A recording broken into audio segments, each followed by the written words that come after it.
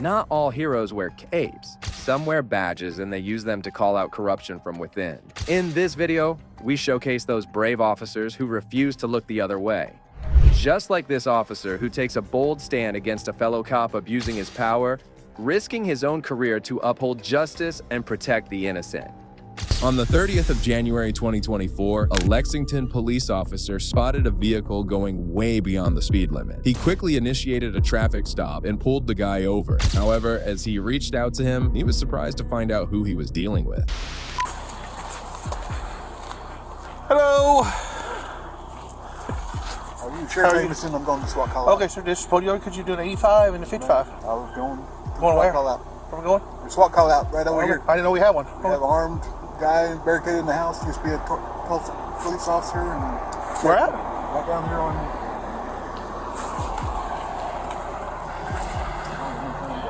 Here in Lexington? Yeah. We have an armed person we don't know about. The individual caught speeding was a Cleveland County Sheriff, Chris Amazon, who was hurrying to a SWAT call. Surprisingly, the Lexington Police Department were unaware of this situation. That's when the officer went over to contact the police chief, inquiring about the situation. All right, I'll call our chief and let him know. 301 next. 301. According to the Cleveland County Sheriff, we have a hostage situation at that location.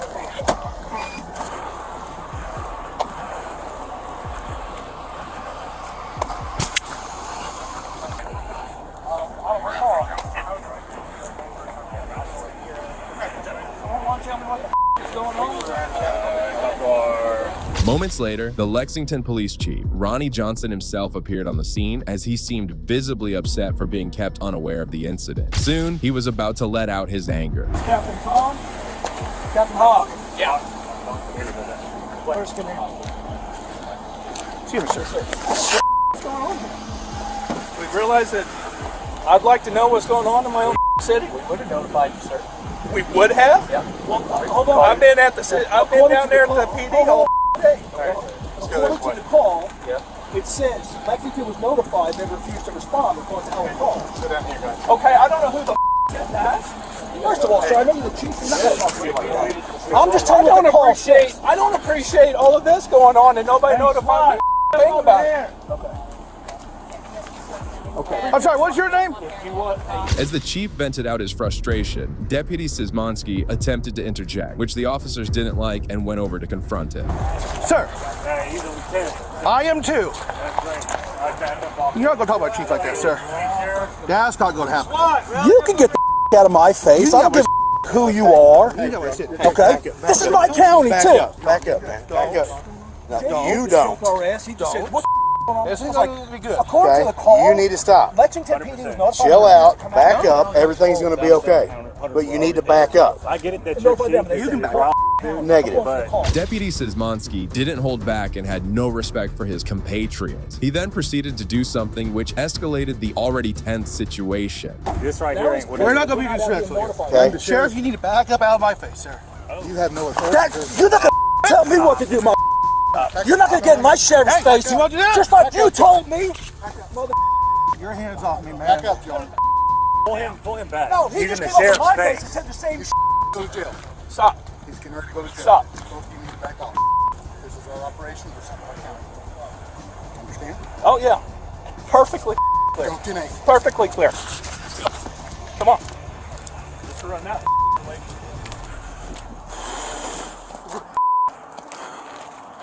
I want that lieutenant's name so I can put his hands on me. Following the altercation, Chief Johnson and the officer decided to depart the scene, leaving the incident to the sheriff's department. Johnson later came on media to assert that this wasn't the first instance the Cleveland County Sheriff's Office kept them out of the loop. The Cleveland County Sheriff's Office also took notice of the sad incident and released a statement where they expressed remorse over the incident and also attempted to provide a context for the actions of their deputy. We can only hope for an honest investigation, but given that the investigation is being held within the department, our expectations for a positive and just outcome are limited. However, this wasn't the first time there was a dispute between police officers and sheriff deputies, as this one inside a jail was even more intense. Them goddamn supervisors can I understand. I get that. So I can get the out the way. On July 16, 2022, several Columbus police officers arrived at the Muskogee County Jail with their detainees, only to find out that they were not welcome inside. A day ago, the jail run by the Sheriff's County office decided to change the first-come, first-served policy and instead decided to book deputies prisoners, then state troopers, and then the police officers. The officers, however, without any prior knowledge of this fact, were left stranded outside the building. Hey, Snipes, they're still denying us. God bless America. They won't let us in. They won't let y'all in. They won't let me in. Ain't that right? Nah, you go in there before us, I'm gonna raise hell. Watch this. Oh yeah. I'm gonna file a complaint, a legitimate complaint. That's a mean bun. Go at home. Out of the Central SB1, please. Lieutenant Ness are about to get a complaint. 100%.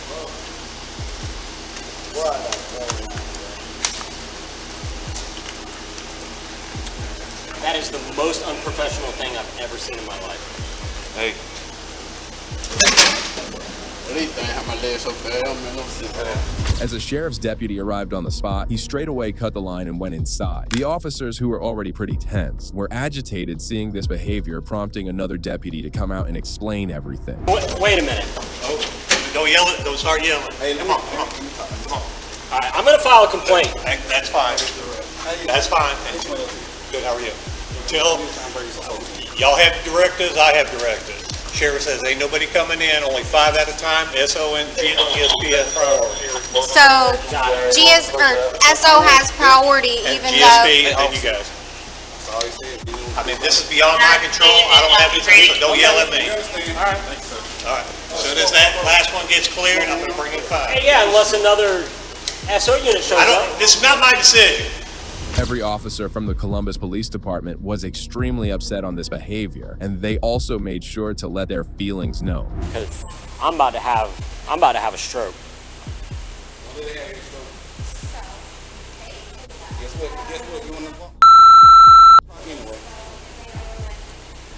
This is a failure of justice. And the jail does not like us, so we have 5 people sitting here outside waiting. It's wonderful.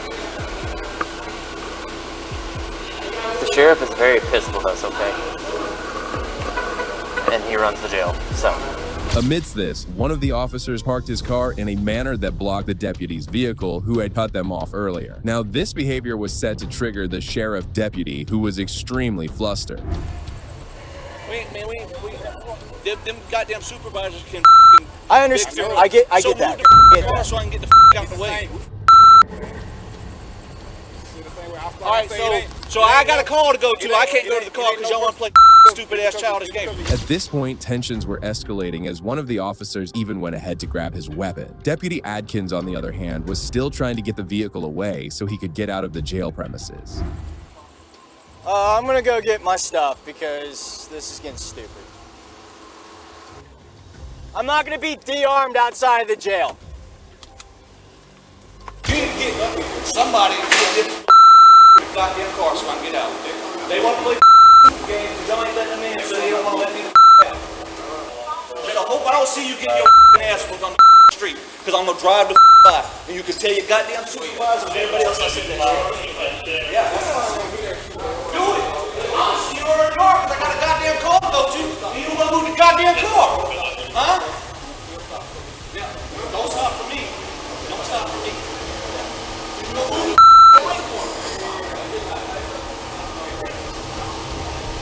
As the Columbus police officers refused to move the car aside, the sheriff's deputies had to contact their chief in an attempt to find a resolution. I don't know, but I'm probably gonna quit. This is so stupid. Back it up so we don't have to bring his ass. Listen, man, I'm only doing what my supervisor told me. I understand. This is ridiculous, and I hate that I'm dealing with this shit. But you're gonna have to talk to the sergeant over there. No, I'll be talking to the chief. Hey, Chief, I'm sorry. We got a situation over here. We got CPD won't let our guys out, and they're about to go to blows. I'm asking your CPD officer to back up his car, and he's saying that his supervisor told him not to let it. And again, no one on our side is threatening. We're having a tit for tat over here. Hold on. Roll down your window. The situation was starting to get heated up as more and more pressure was being put on the poor officer who had been assigned to block the deputy's car. Meanwhile, additional police calls were coming in, which they kept on ignoring. We gotta stop playing these games. This is retarded. Yes. I know most of us are kind of at a standstill. Do I have anybody on Forest Road reference to 7511? Hey, Sergeant, we got it. We're all standing on the wall at the jail. What car is it? Hey, move your car, bro. Fantastic. All right, well, I'm getting who your sergeant is. Hey, he's with the chief. Okay. Sarge, he's with the chief. Sorry. What's your name? Got there and started rolling up. They shut me right before I got there. Give me a second. I hear you. What is it, Sally Moore? Yes, sir. Go ahead and back it up. All right. Just as it seemed the officer might cause the matter to end, the sergeant stormed out, refusing to reconcile with the sheriff's deputies. Hey, Fairbanks, no. You stay right there, man. Hey, Sarge. Yeah, your sergeant over here telling him not to move. His lock.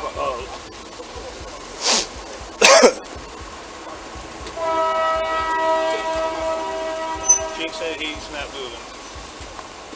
We got to get somebody over here. We got to put this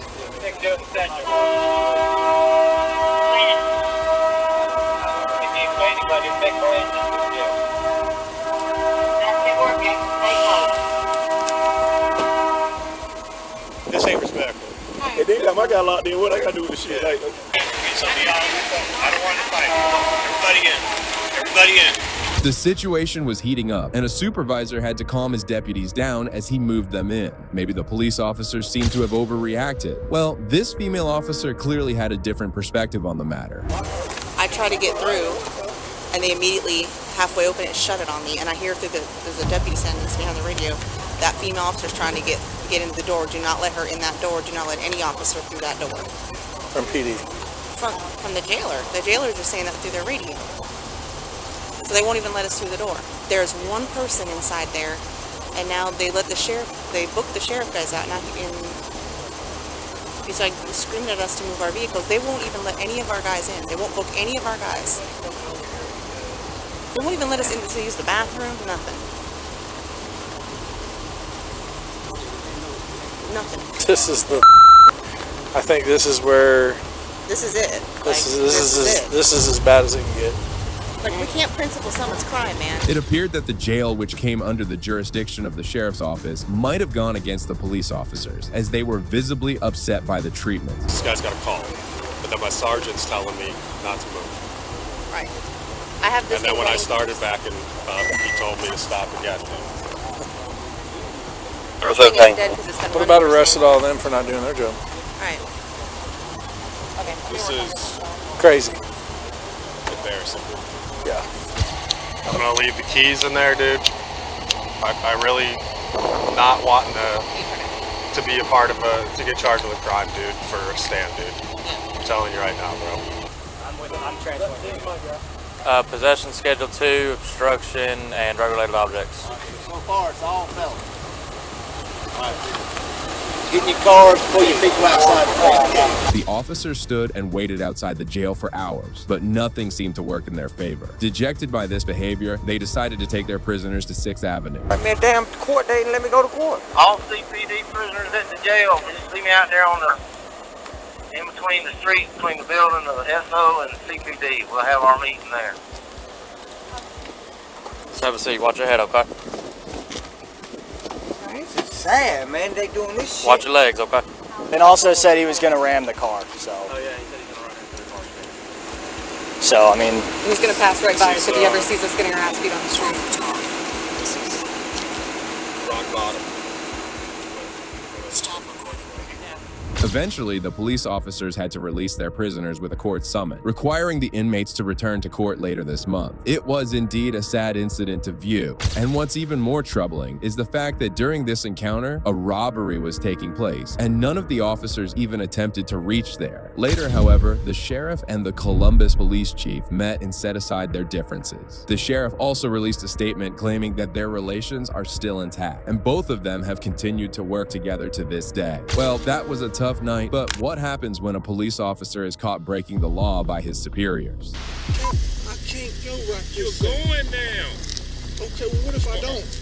We gonna have a problem. It all began on January 13th, 2021, when a distressed caller informed the Bossier City Police Department about a police unit being driven erratically. She also claimed that the driver almost hit the mailbox and swerved into the opposite lanes as well. Moments later, 2 supervisors from the police department contacted the driver and went over to talk to him in a grocery store parking lot. I was a driver.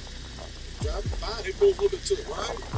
Other than that, unless I drop something or whatever, hit the curb or whatever, or in the middle of the line, but I can look all around the car if you like.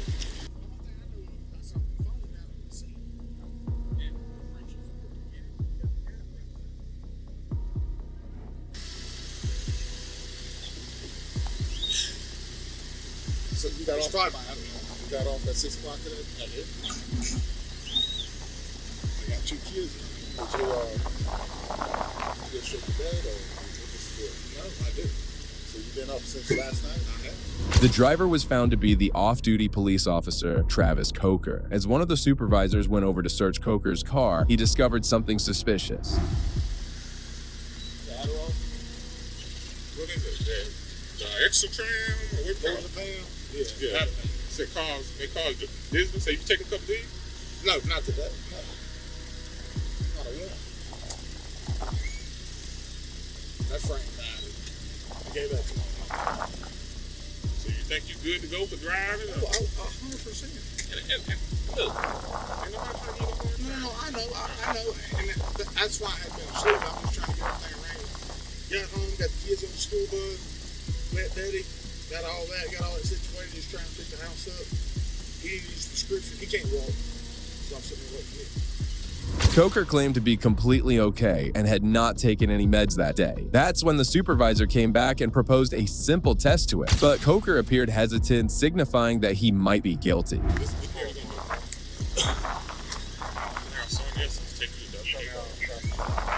Sorry, I can't go there. I got a sick kid at home. I can't.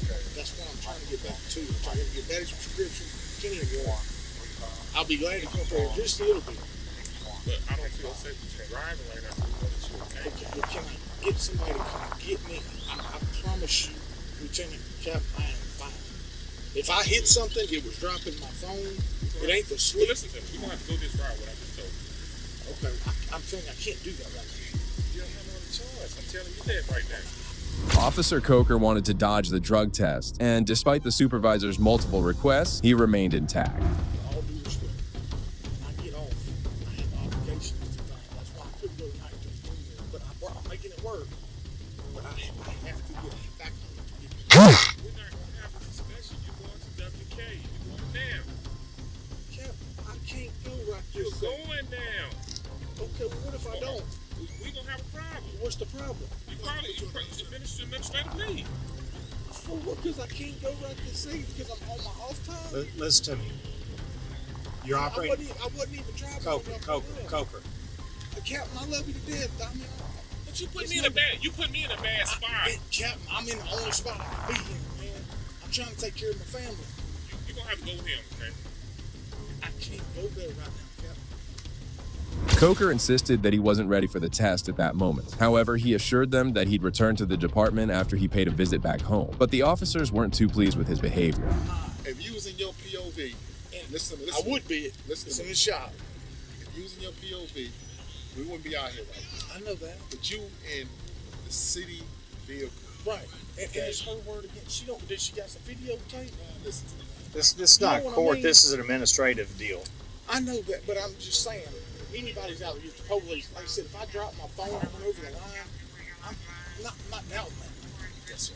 But I have to get to. Give me 35 minutes. I'll come back to whatever you want me to do. Can't do that. Okay, well, can I get somebody to come get me? No, you gotta come with us. If you refuse, we're not gonna have no choice but to put you on administrative. Hey, what does that mean? That means that we have to take your gun, take your badge, and then we gotta go to the chief's office. The supervisors even threatened to have him placed on leave if he failed to comply with them. Despite this threat, Coker remained adamant about returning home. Are you gonna take the test, or are you not gonna I will take the test today. I just can't take it right this second. So here's the deal, to make it perfectly clear, what he's explaining to you Yes, sir. And I'm is on y'all's that team. he and the captain are giving you an order, being in patrol understand. administration, okay? You're under their Yes, command that I you know have that. to submit I love them both to death. reasonable suspicion testing. There is, for what is the department. reasonable suspicion? Listen, this is not for But, debate. Listen to I'm me. just saying, explain to me the Coker, reasonable suspicion. you're arguing. Look, I'm not. I'm asking. okay, Sergeant, they, don't worry about it. He's been policing a long time. This guy in Texas. If you don't understand what we're saying right now, you're not going to understand what we're saying. Okay, so we just think about it. I'm just asking. One of the supervisors reached a breaking point as he was surprised to see the level of ignorance being shown by an officer. I'm on the phone with one of the different chiefs. He said, you got to go for reasonable suspicion that something, you got to go. I can't go right this second. Can you give me 30 minutes?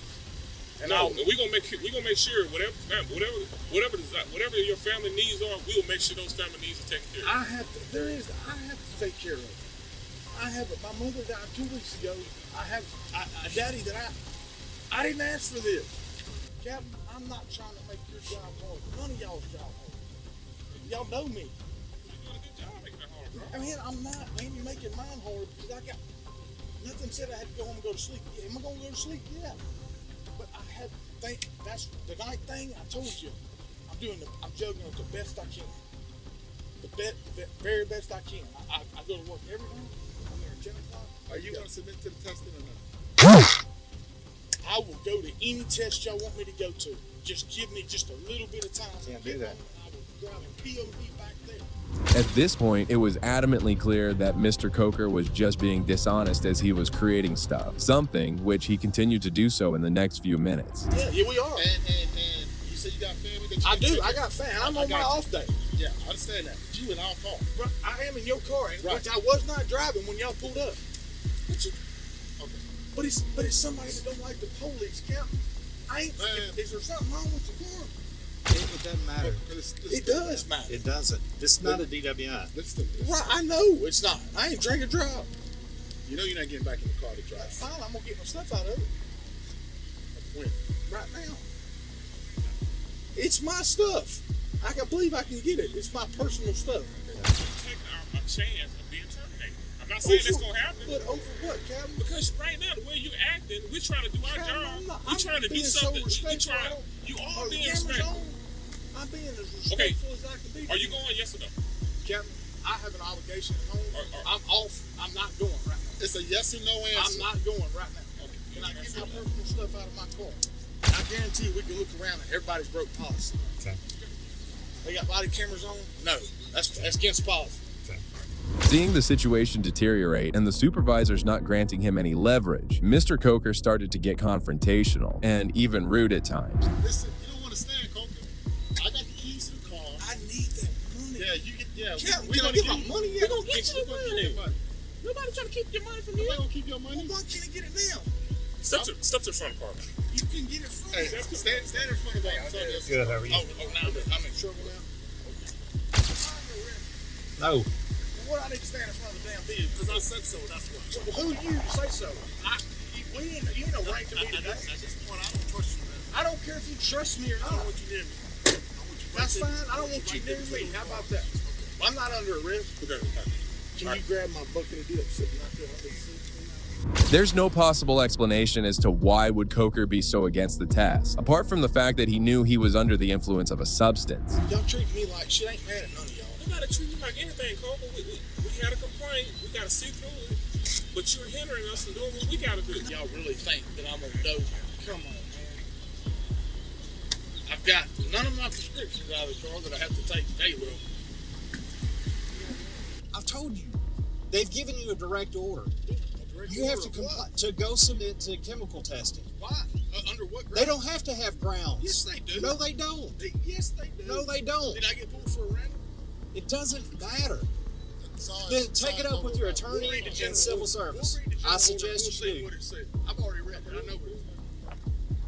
However, the officers did settle with Mr. Coker as he was allowed to call someone to pick him up and eventually leave the area. Despite this, the heated altercation between the officers showed no signs of stopping. It don't have to get escalated because the thing is you're OJ. Okay? And you might have the car, but you don't have me. Okay, and then I'm just gonna cut and drive. Okay, I stand where I want to. Okay. I think I'm good. Take some. Okay, go ahead and tell me. Don't get too close. Then back up on me. I'm right here. Okay. I'm actually to stand right there. Okay, don't stand right there. I'm just saying I don't want this thing to escalate. How's it gonna escalate? You tell me. I don't want you to get too close to it. That's what I'm asking. You tell me how it's gonna escalate. I'm hoping it don't escalate. But what would it escalate to? I don't know. I'm just telling you. I know that it's gonna escalate because I'm standing on the curb. I don't want it to escalate. Yeah, I know you don't. Officer Coker put his entire career in jeopardy, but refused to go with the officers and give a simple test. It's strange how a law enforcement officer would disregard his job like this. Best fucking police y'all got in this fucking city. I understand. Do you realize one thing? If you would just stop in 1 second and just think, this whole time, while we sit up here going through everything that we've gone through, you not want to go. It's not wanting to go. Captain, I go to space with you. You want me to? You know that. That I have no hard feelings towards anybody. I don't know what was said that I swerved. If I dropped my phone, swerved over to the side, I'm sorry. I'm forgiving that. I really am. I don't want any. I worked with every one of you. Especially you. And I don't want any. And I have no issue with you. Right. I don't, but I have. You doing your job? Yes, I have a job to do, and everything and all the sequence of events that have taken place today. Lord knows I hate it. Meanwhile, Coker's ride came up, and that's when he decided to make it up with the officers involved. Nevertheless, it was still strange and disheartening to witness a police officer behaving like this towards his superiors. It raises the question that if that's how he is with them, how he would even behave with the general public. You get to the station? Yeah, go ahead, tell me. I already talked to something. Coker left the area and he was immediately placed on administrative leave, and an internal investigation was launched into the case. After a few weeks, the investigation found Coker guilty and he was fired from his job. Next, witness a brave cop who was determined to do the right thing to protect innocent citizens and was instantly rewarded. Several officers from the Houston Police Department were in pursuit of a stolen vehicle when the suspect crashed it into several other vehicles. Soon, Officer John Gibson ran out to control the situation when something devastating happened. 5357, major. Oh, shit. Where at?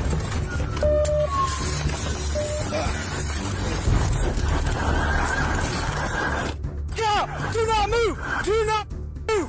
Do not move! Do not move! Let me see your hands now! Let me see your hands! Down, this way, bro, this way! Ah! Ah! Fuck! Ah! Ah! Ah! You have that! Ah! Ah! God!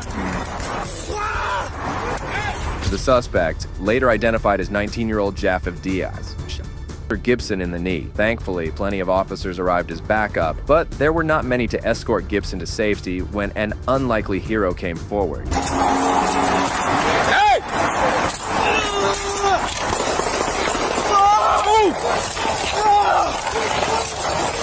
Hey, get him!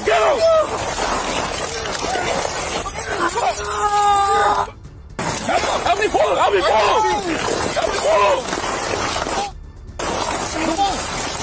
Come on, you're okay, bro. I'll sit down. Over here. Right here. You're okay, bro. You're okay, breathe. Put your gun down. You're okay. You're gonna be alright. Where you at? Listen, you're gonna be okay, bro. Relax. Hold my hand. A good Samaritan got in the middle of a shoot, saved the officer. It was later revealed that he was an ex-felon. This shows you how some people can truly change for the good. Down.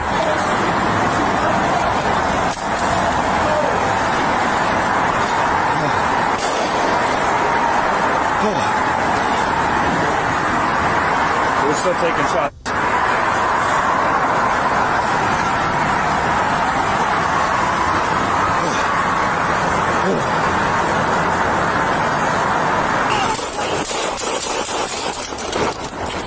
coming to you! Coming to you!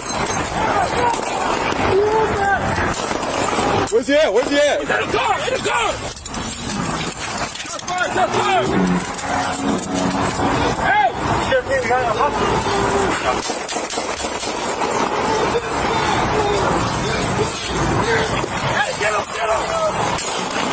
Hey, it's right there!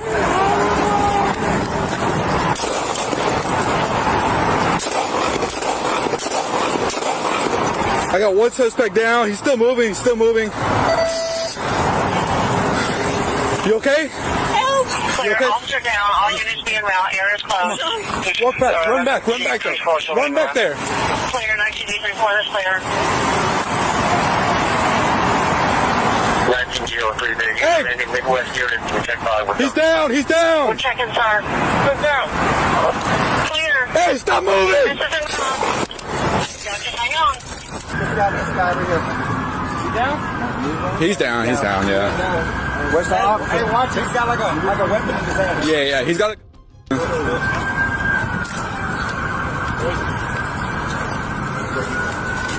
All right. Two guys. Hands. Pull his hands. Look like he's still moving. Yeah, I got a bunch of. Hey, what about these kids? All right, check on that other car. Check on the other car. Where's the officer? Where's the officer at? They got hit. Gibson is back there. Gibson's back there. Yeah, we have the suspect in custody. The violation either may have to come on the outbound side and jump over the barrier. The 19-year-old was taken to the hospital where he was pronounced dead. Officer Gibson was also taken to the hospital where he recovered from his injuries and is much better now. Well, this guy definitely saved the day, but these next people took things up a notch. All right. In November 2016, a couple of deputies from the Charleston County Sheriff's Office were dispatched to see a man accosting motorists on the highway. As the deputies arrived, they noticed the man was under the influence of narcotics. So what's the story? We're on 78. What's going on? Pinewood, ma'am. Subject in the highway. So what's going on, sir? What do we got? You need EMS or something? You okay? Yeah? Don't move. Keep the officer safe.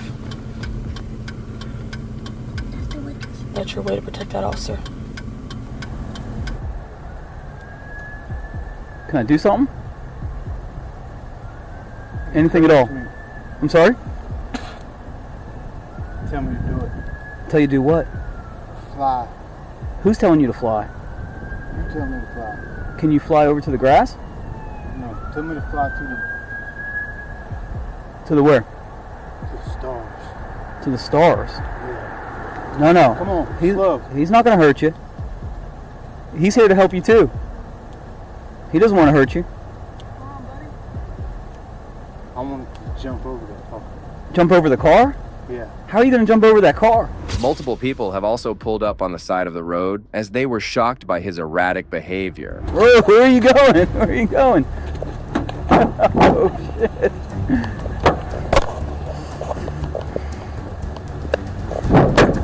That's your car, baby.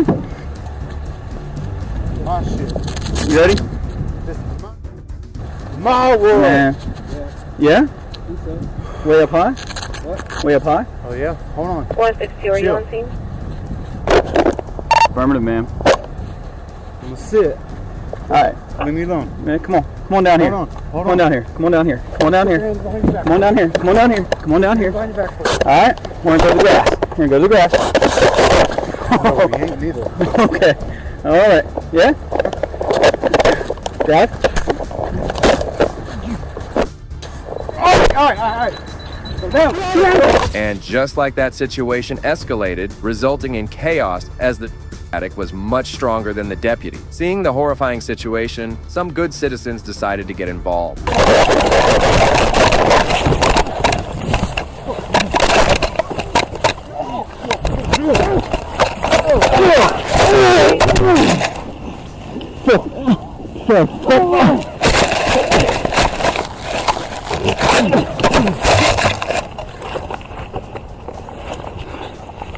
Go, let's go, come on. No, let me help. Come on. Papi, let me see the front. Andres, Andres. I want to see the front. Come on, please. Everybody's going out there. All the people helping. Yeah. What do you need? Get on his feet. Get on his feet. You need to try to roll him. The people helped get hold of a man who would have done something much worse if not for these good guys. The man died of a overdose, whereas both deputies suffered injuries and were hospitalized. One of the deputies suffered permanent injuries and had to retire from the force. The 5 good citizens who helped save the deputies were later awarded the Citizen of the Year award in 2019. And here's another instance where a law-abiding citizen came over to help a police officer who was struggling.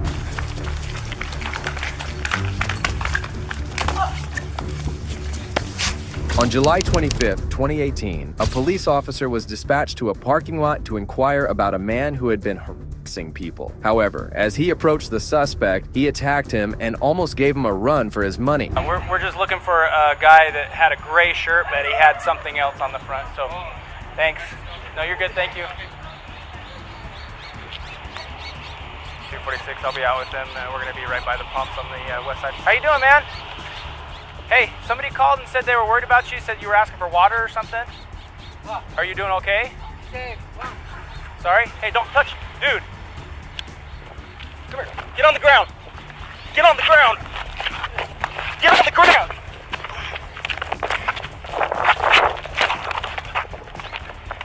Step it up.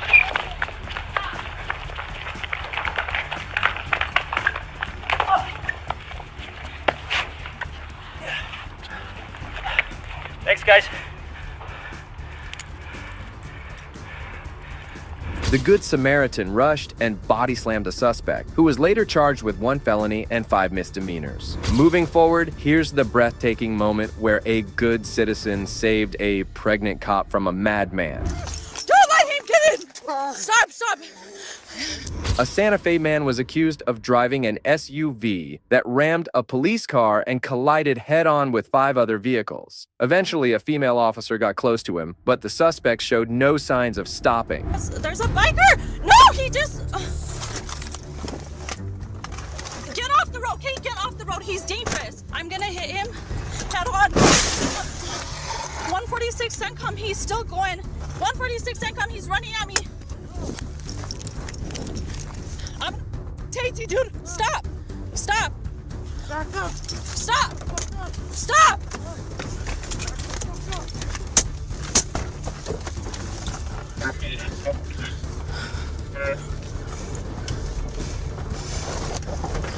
The man then tried to take another person's truck, but he had no idea he had met his match.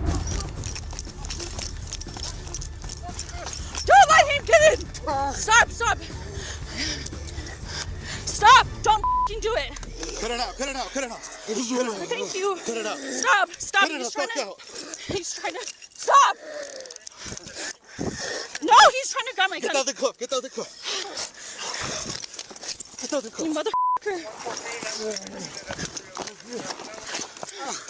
I'm gonna f***ing tase you. I got him, I got him. There's him.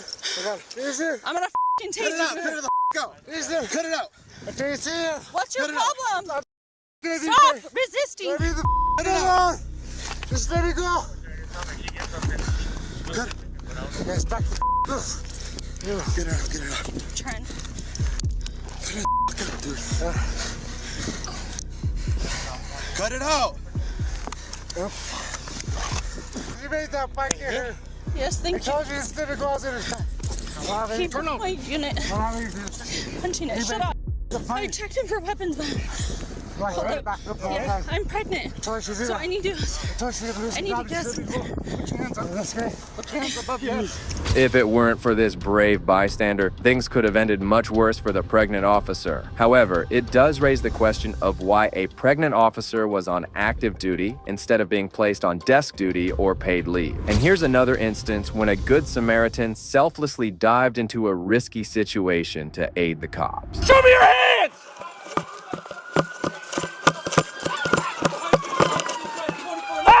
On October 24th, 2023, 39-year-old Michael Prouty was driving a stolen car when the cops started to chase him down. He ended up crashing into several vehicles and tried to carjack a woman before a good Samaritan saved the day. Eastbound on 7th Street, I got him in visual.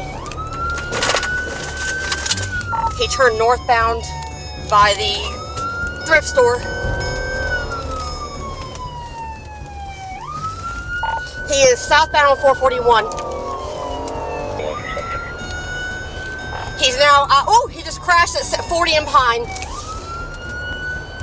40 and Pine, signal 4. Yeah, signal 4, 40 and Pine. Is your bailer?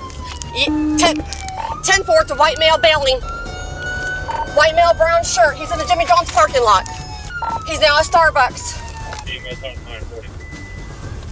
He's right there. He's taking that car. He's taking the car.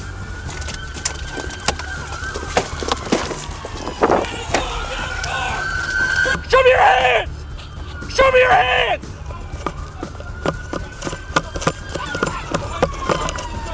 Hey! Get on the ground! Get on the ground! Hey! Let him go! Let him go! Let him go! Michael was no match for the brave citizen who helped cops get hold of him. Back up! Back up! Get on the ground! Get on the ground! Now! Guys! Get on the ground! Hands behind your back! Hands! Hands! Hands! Put your hand behind your back! Give me your hand now! Stop! Hey, you might have a... Keep your hands where we see him now. Let it go. Get your hands out. Get your hands out now. Get your hands out now. Hey, you got one behind his back. I got his hand. I got his hand. I got his hand. I got his hand. All right, cuff him up. Okay, hang on. Stand. Take a seat. Yeah. Sit up, bud. Michael was taken to the police station where he was charged with eluding, fleeing, and attempted carjacking. It takes quite a lot to save a deputy during an attack from a violent person, and these guys proved their worth. Come on, put your hand behind your back. It'll be over soon. Put your hand behind your back. You bleeding? I'm fine. On May 18th, 2021, a deputy from the Volusia County Sheriff's Office decided to pull over a man after he saw him swerving between lanes. The deputy expected a normal traffic stop, but he had no clue he would soon be engaged in a physical altercation.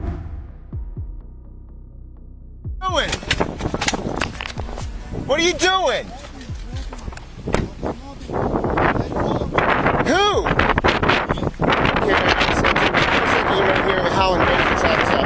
Come here. Come here. Come here. What are you doing? Come here. Come here.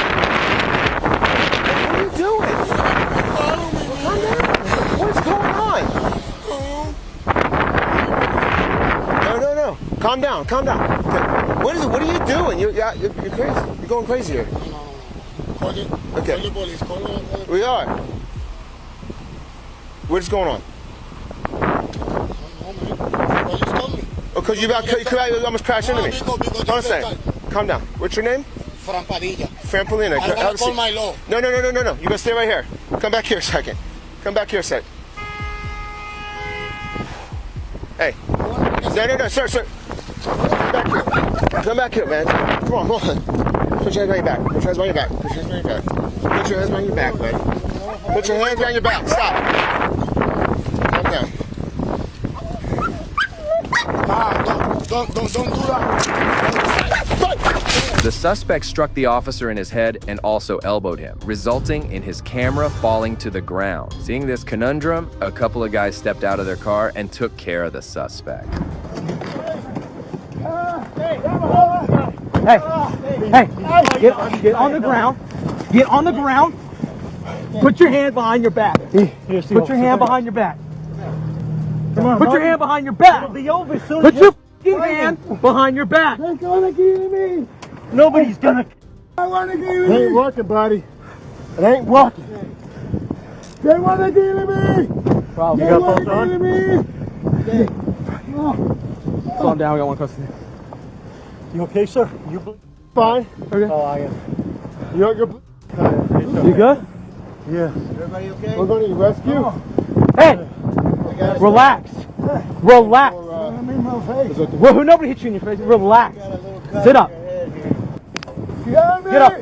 Help me! Help me! Look it up on me! You okay?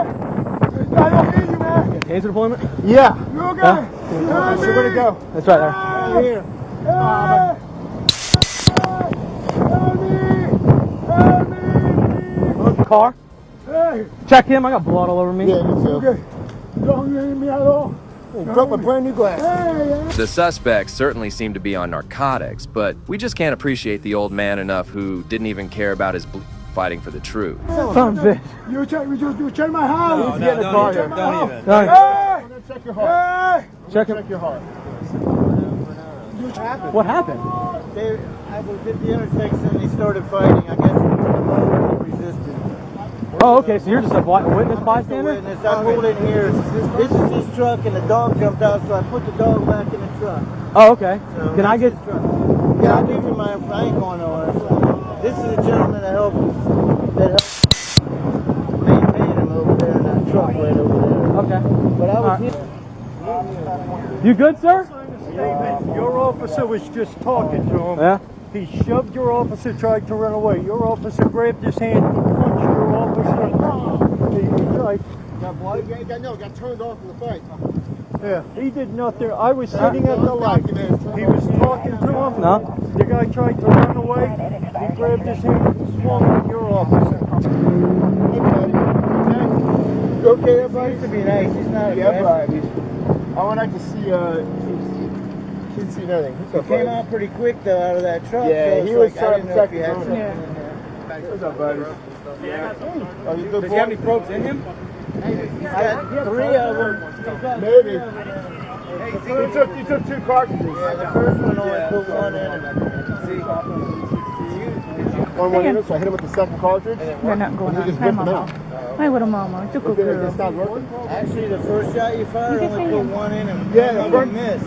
Yes. He came out of the car wanting to check Daddy. Yeah, I bet. What's up, boys? The Good Samaritans received first aid, whereas Frank was taken to the police station where he was charged with resisting an officer with violence and on a law enforcement. It's always heartwarming to see people come together, just as these bystanders did to help save the female officer. I'm not sitting! Back up! Back up! I'm not sitting, mother! We're What the? On September 10th, 2022, Officer Stacy Wright pulled over a driver for speeding. The suspect, later identified as 64-year-old David Kubek, started to behave erratically from the beginning. 812 radio traffic stop. 812. Lost Nation in the airport with Tom Henry.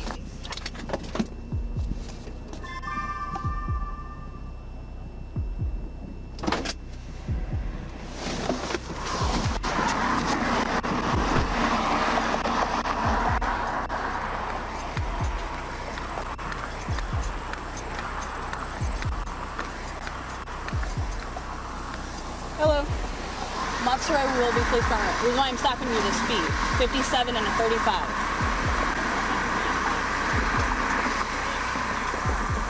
You're going 57 and a 35, sir.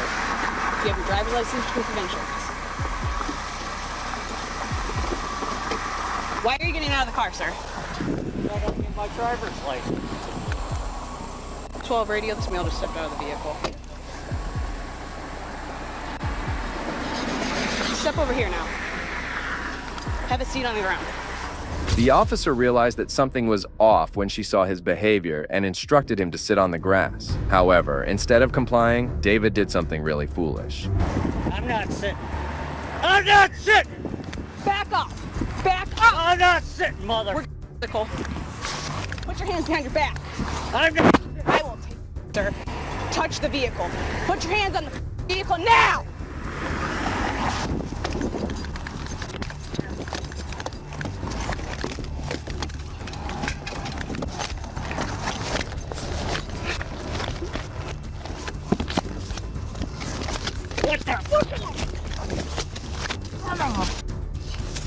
Without fearing the consequences, a courageous bystander intervened and tackled David to the ground. Along with him, other brave citizens stopped by and assisted the officer, providing crucial help in a challenging situation. Radio, send me units.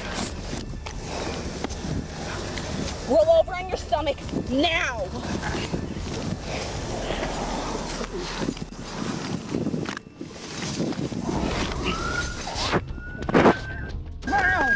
Knock it off, man.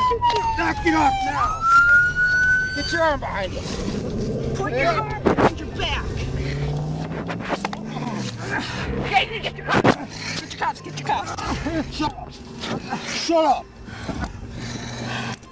You don't do that to a woman. Do you understand me? Fuck or not, you don't do that to a woman. All right, Jake, get mine. Take it down. Don't do that to a boy. Alright, you gotta raise you. Alright. You're good up here. You're good. Male's detained at this time. You can slide. Roll on your side.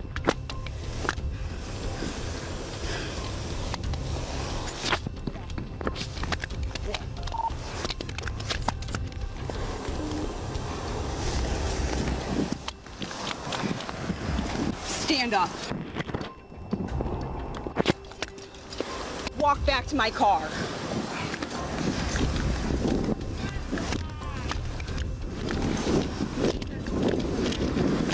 Another officer arrived shortly, and they helped escort David to the police station, where he was charged with assaulting a police officer, resisting arrest, and was also cited for speeding. All of these bystanders did a great job, but the heroics of this next guy overshadowed every other.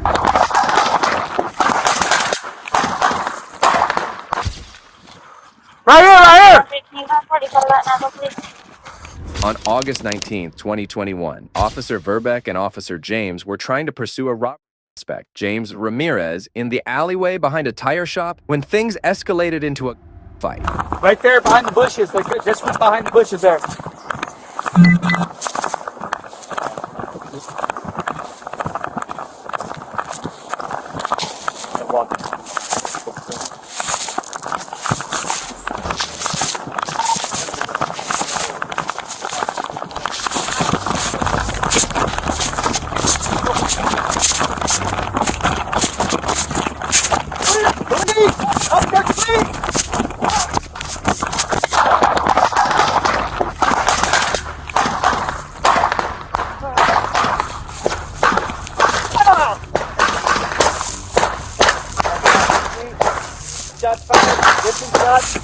Oh, fuck!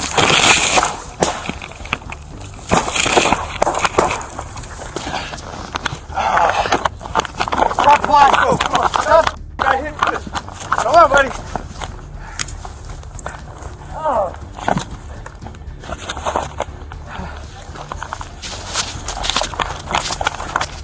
Call 43! Okay, Matt, Jackie, give me your tourniquet!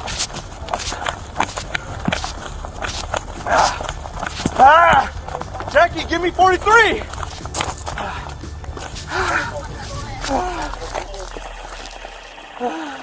The suspect immediately both the officers, and the situation seemed quite desperate for them. However, moments like these call for heroes, and that's when Johnny Garcia stepped in. He helped Officer Verbeck get to safety without giving a toss about his own safety.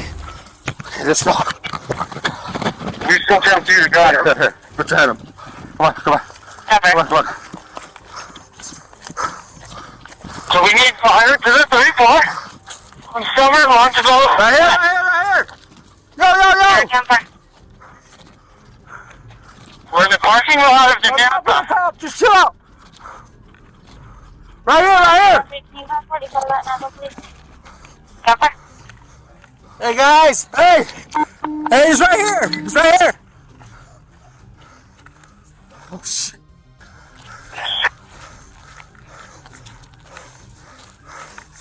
Can anyone advise our approach out? There's a shot back, dude. 504 Vista Approach Road, just taking Wampus northbound from Lomas, and everything's blocked off. Going to my phone from Lomas. Okay. Walk away.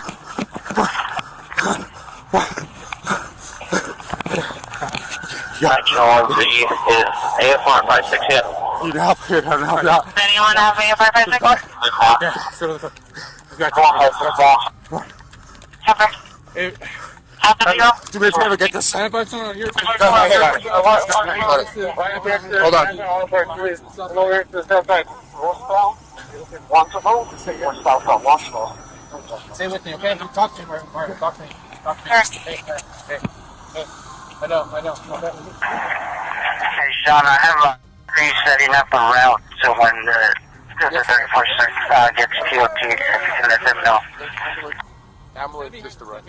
Will do, sir. And 504 PD, we're also going to need another 55 over to the Dutch Brothers. I know that's already been requested, but I think it's expedite. An officer down on the curb. Back up, let him work. EMS was contacted, and Officer Verbeck was immediately transported to the hospital. If he needed one, he said he already had one. Be advised by the field units that it's going to be the one in the black shirt. I think he head westbound first. Bye-bye. Black shirt westbound first. There's his hand. Thank you. Well, it looks like state police helicopters up. Can we reach out to them and see if they can assist? Him over. Meanwhile, several officers responded to the scene and surrounded Ramirez before they started shooting at him.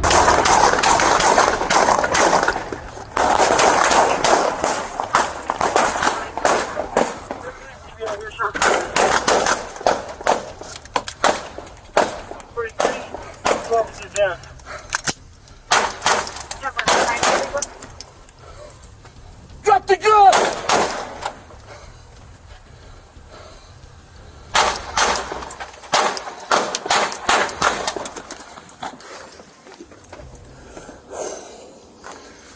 Go!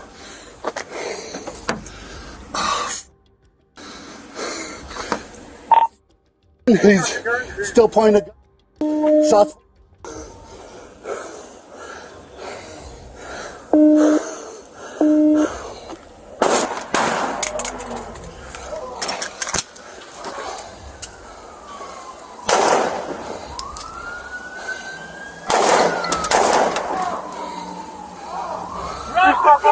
Drop the gun! Show down south, down number. He's hit. I can't see the. See the gun?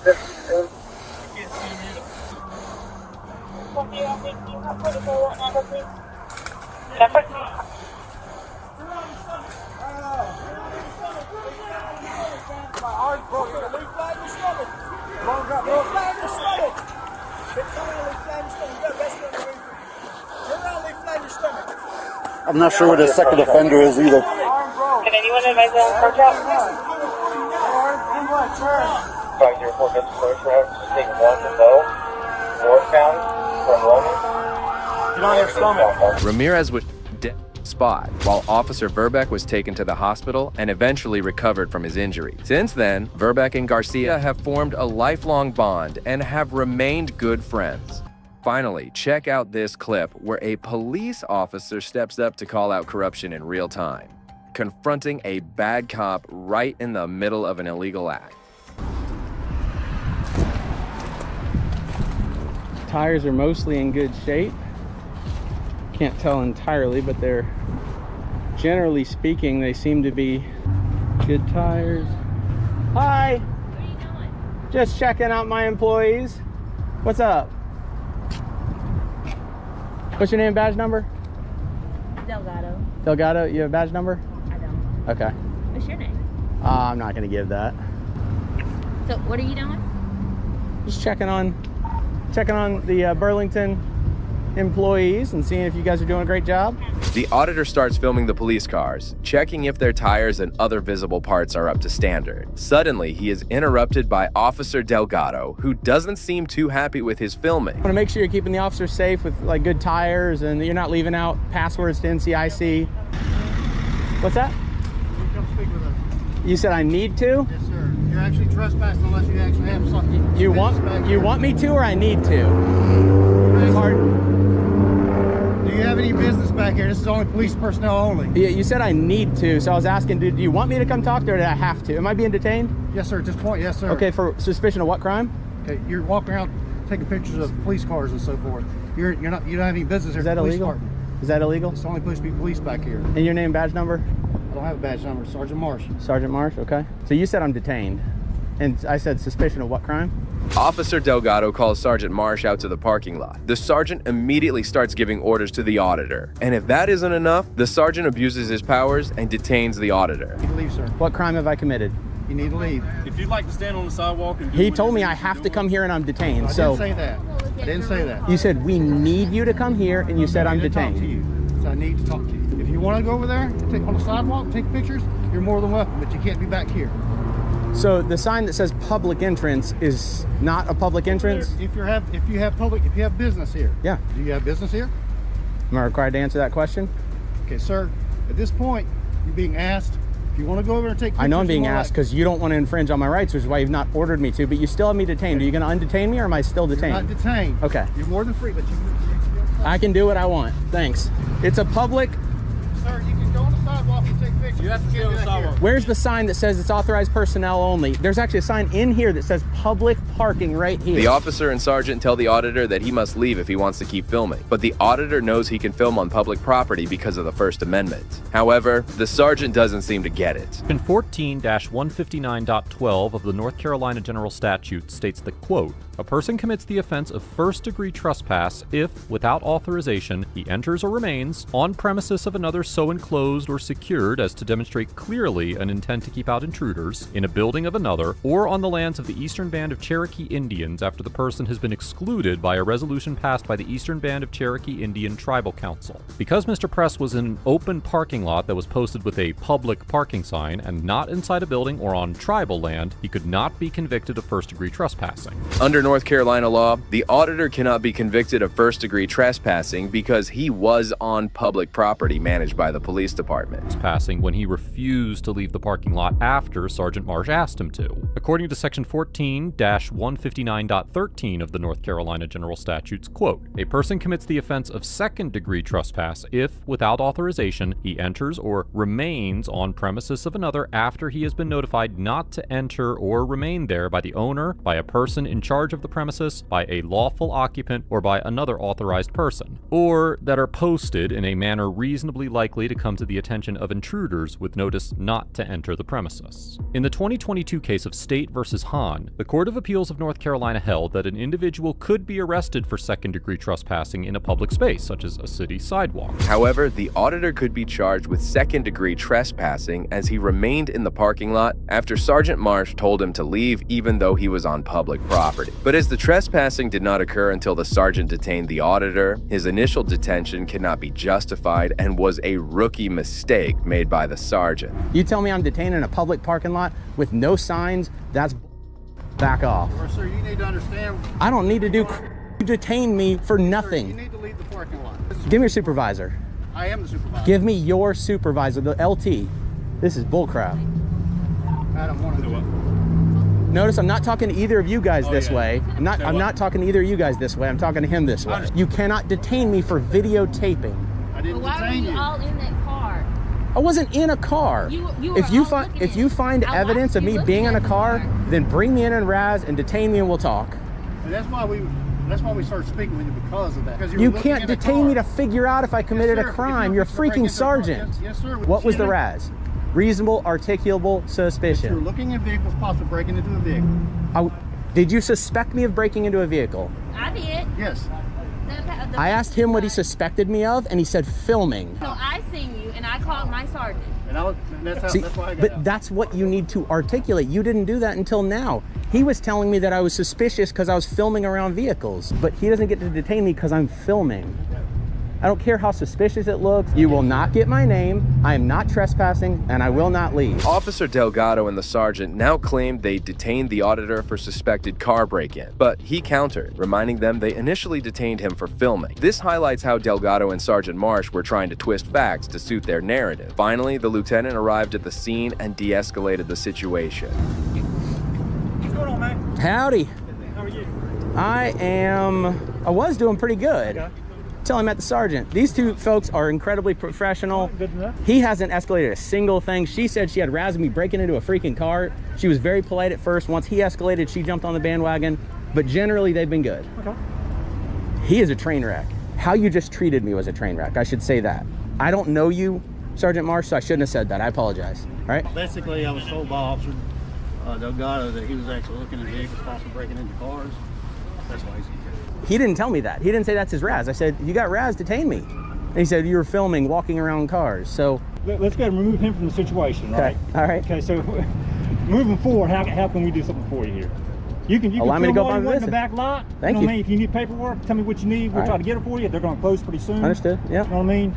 I'm good to go. I'm just here to quietly exercise my rights and not be impeded. Okay. And not be detained. We good? More power to you. Awesome. Yeah. Thanks, Lieutenant. Yes, sir. Take care. Be safe. Peace. Keep it up, bro. The auditor requested the incident number from the police station and requested City Hall to include this in his public records. It is unclear whether the auditor wants to file charges for the illegal detainment, but he'd have a good case considering how the lieutenant handled the situation. Well, this wasn't the last time a police officer learned a hard lesson on duty from his supervisor. Yeah. You're disrupting. Oh, no. Doing all that. Oh, no. See, this guy was ready to fight me till y'all showed up. At the Iowa Department of Transportation, an independent journalist named Will had the cops called on him. The officers then threatened to put him in jail simply because he was gathering content for a news story and refused to leave public property. I'm going to ask if I can't help you, if there's nothing that you need, can you, we're going to have to ask you to leave. This is public. You can't ask me to leave. I have business here. I just asked you if you did. I don't have business with you. I can help you take care of whatever you You need. can't help me with my business. So, I guess, what's your business here? This is my business here. Going around taking pictures. I'm simply taking pictures and video. What's the problem? Because people have asked you not to do this. They can ask all they want. I don't have to do it because they ask. I'm not breaking any laws. I'm not breaking any laws. Will was asked by an employee to leave the building because she didn't believe he had any business there. The employee then proceeded to call the cops on him. Why? Because they're asking you to leave. You don't have an appointment here. It doesn't matter. This is public. I don't need an appointment here to be here. I have business here. What is your business here? I'm gathering content for a news story. I'm an independent journalist. Will you come talk to me for a second? I can talk to you right here. All right. You have your ID on you? I'm not going to ID. I haven't done anything illegal.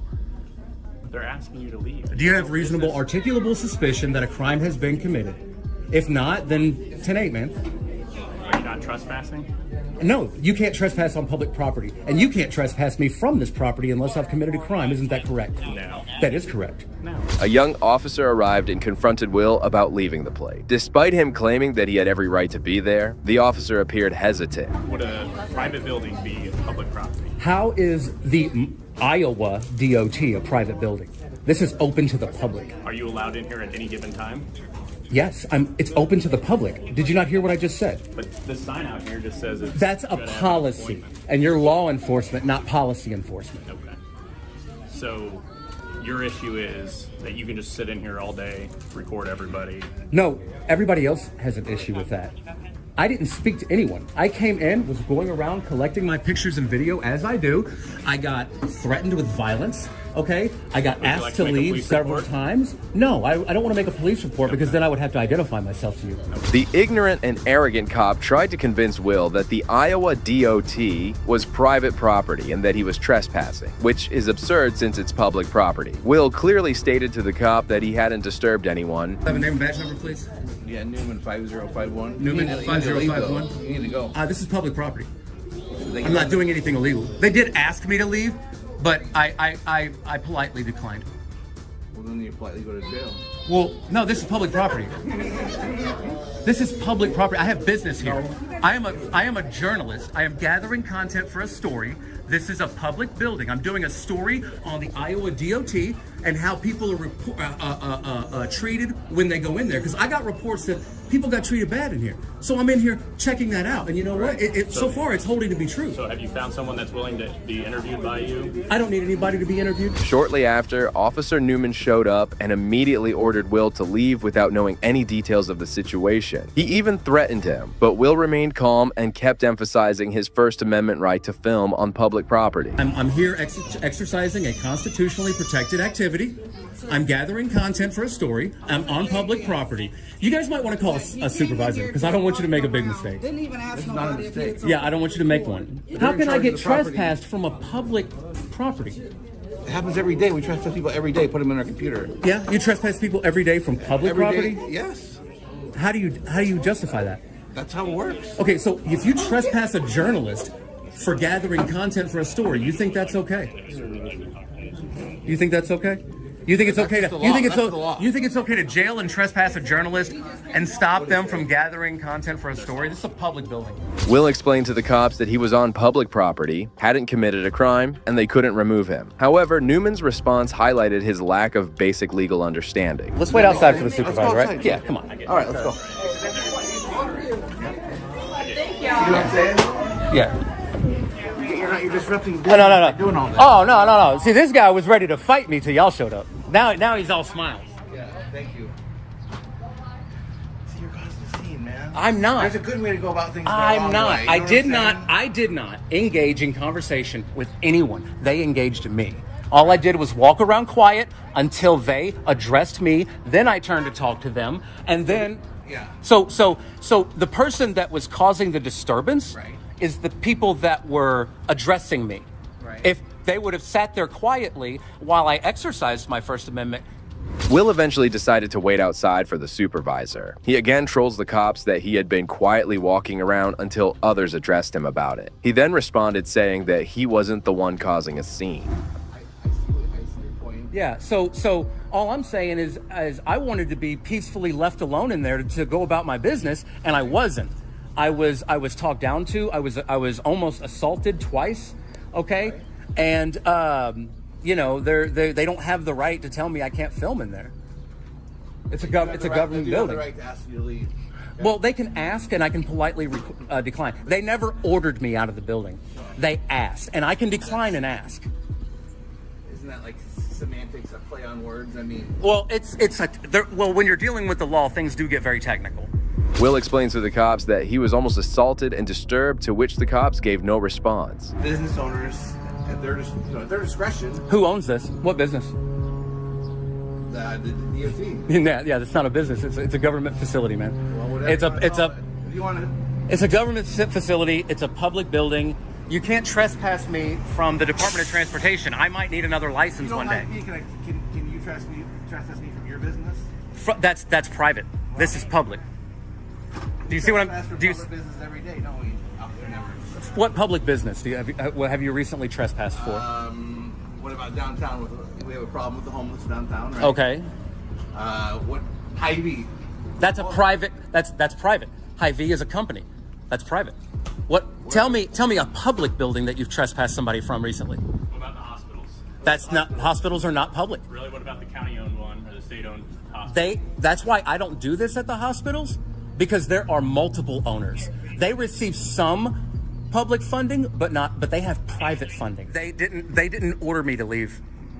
Both the officers failed to understand the difference between public property and private property, and kept on arguing with Will based on their delusion that the Iowa DOT is private property. And I would have reported them for ordering me off of public property. Hi. Thank you, sir. Do you have a badge number? Yeah, 4913. I'm not going to identify myself. No problem. I tell you what. My name is Will. My name is Will. I'm a journalist. I'm gathering content for a story. This is a public building. I was photographing the walls and the monitors and the posters and stuff in there. So they're one person got super angry and was threatening to assault me. This other lady came and tried to body check me. Everybody's cussing me out. I didn't address anyone. I waited to be addressed. The supervisor eventually arrived on the scene and politely asked Will to explain the situation that had been created. Will cooperated with the supervising officer due to the officer's good nature and willingness to understand. So yeah, it sounds like things kind of went downhill. They're just not used to somebody coming in. Yes, sir. And filming and I wasn't here, so I assume you didn't go right up to the patrons and up to them. No, absolutely not. No, I'm sure you didn't do I did any a lot that. of research on how to do this. They're just not used to that. They could have handled that better. Yes, sir. Differently. Yes, sir. I think that's probably the first time that's occurred. After talking to the employees, the supervising officer comes back to Will and agrees with him that the situation could have been handled better, as he understood that Will was within his rights, had not broken the law, and was wronged by the other officers. In the previous case, the cops made a mistake, but these next officers took it up a notch. All right. On July 28, 2016, in Commerce Municipality, Colorado, some people were carrying out a peaceful protest when Officer Christopher Dickey approached them and tried to abuse his authority. On it. No. I thought I would have gotten like a calendar invite or something. Well, it's every day. Would you mind just lowering that for me? Would you mind lowering it for me? I don't want to use it against me, okay? I'm not going to use it as a Would you weapon. please lower it down for me? Well, to stay clear of me. Okay.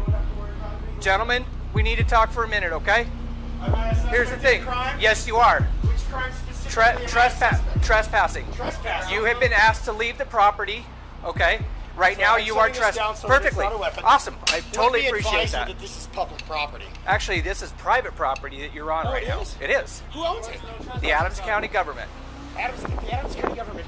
Officer Dickey wrongly accused protesters of trespassing on public property owned by Adams County government, showing his inability to distinguish between public and private property. Despite protesters' explanation, Dickey refuses to listen, showing his arrogance. No, he's not a person, it's the public! What the f*** is wrong with you people? Sir? No justice, no peace, fuck the police! Keep an eye out all the way around, please. You've been asked to leave the property. Yeah? You are now committing trespassing, okay? That's all we're asking you to do, is to leave the property. I need your card. I will give you my information when we're done. No, you're okay. giving it to me now. No, I will give it to you when we're done. Before you take any It's official action. it's Officer Dickey, right here. That's what your thing Badge says. number 2905. Okay? So, Mr. Dickey, why are you removing It's Officer me from Dickey. public prop? No, it's Mr. Dickey. The protester became agitated and asked Dickey for his badge number, to which the officer refused, showing his ignorance towards the law. Gentlemen, I need your ID, please, so I can write you a summons. You will be willing to write me a summons? Yes. Outstanding. I need your ID also, please, sir. The protesters left the property, but Dickey followed them and asked for their identification. One of the protesters, Joshua, refused to give his ID, and without asking a second time, Officer Dickey decides in his twisted mind that he's going to arrest the protesters. Joshua tries to leave, but Dickey starts to chase him and does the unthinkable. Now placing me under arrest. Come here. You have no right to ask for any. Come here.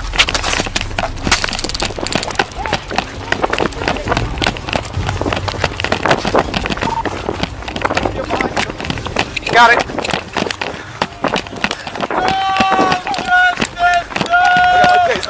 Go.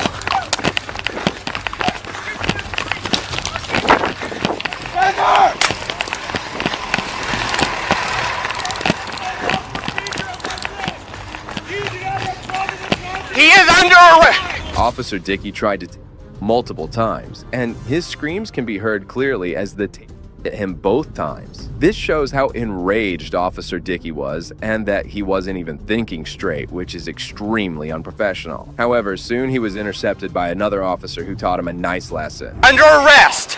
For what? For trespassing and for disorderly conduct. Property.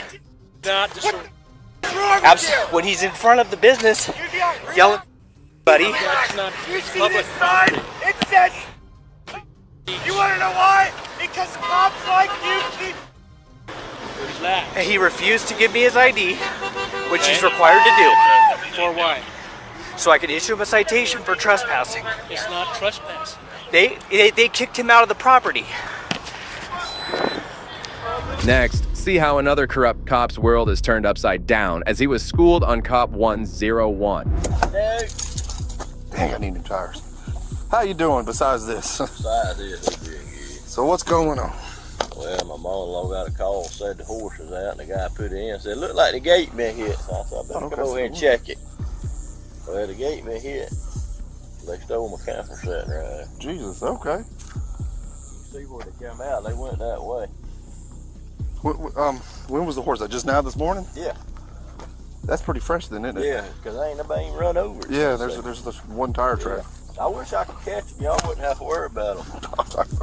Later that day, a good citizen contacted the sheriff's office and claimed that she was behind the stolen camper and that she got this information from Facebook. The deputies promptly stopped the camper and went over to arrest the people involved. Who's in the vehicle with you? Get the car on. Put the car on. Put the keys on the dash. Put the keys on the dash. Is anybody in the back? I thought you were trying to pull him over. No. 10-4. Hey, Step out. Step out, put your hands on the car. hand me a hand. I'm getting detained at this moment. Hey, gal, go ahead and step out for me. What am I being pulled over for? This trailer's showing stolen. No, I didn't steal it. Okay, well, that's what you got pulled over for. Well, that's I why did you're not detained, steal it. and I'm trying to figure out what's going on, okay? I don't know. So just give us a minute. Scaring me to death. This guy said I could stay in this trailer right here. I don't know nothing about it. All right, well, we're trying to get your ID. We're going to walk back here. We're going to have a seat in my car for just a minute, and we're going to get this figured out. Understood? The driver was identified as Larry, and the passenger was identified as Shannon. The deputy obtained this information and went over to share it with another officer, who had a shocking reaction to this news. Male driver, female passenger. Turn off your body cam. Are you recording? Yeah, we're hot. Turn it off. We can't shut it down. We got 10-15s. I just shut my line. Huh? It's okay. Everything good? Just shut it down for a second. Or somebody shut it down and talk to me real quick. All right. Well, everything is it the victim? What? What's the problem? Shut your shit down and talk to me, please. Tim, will you stand right here fine with her? Yes, I sure will. All right. The corrupt cop had the audacity to ask him to shut down the camera. The deputy, however, refused to follow his command and went on with his duty. The officer's reason for this demand will leave you stunned. Turn it off. We can't off, dude. Just, I don't give a on my foot or something. I need to talk to somebody real quick. Okay. Is there something screwed up with the case, or is it something personal? It's personal? Okay.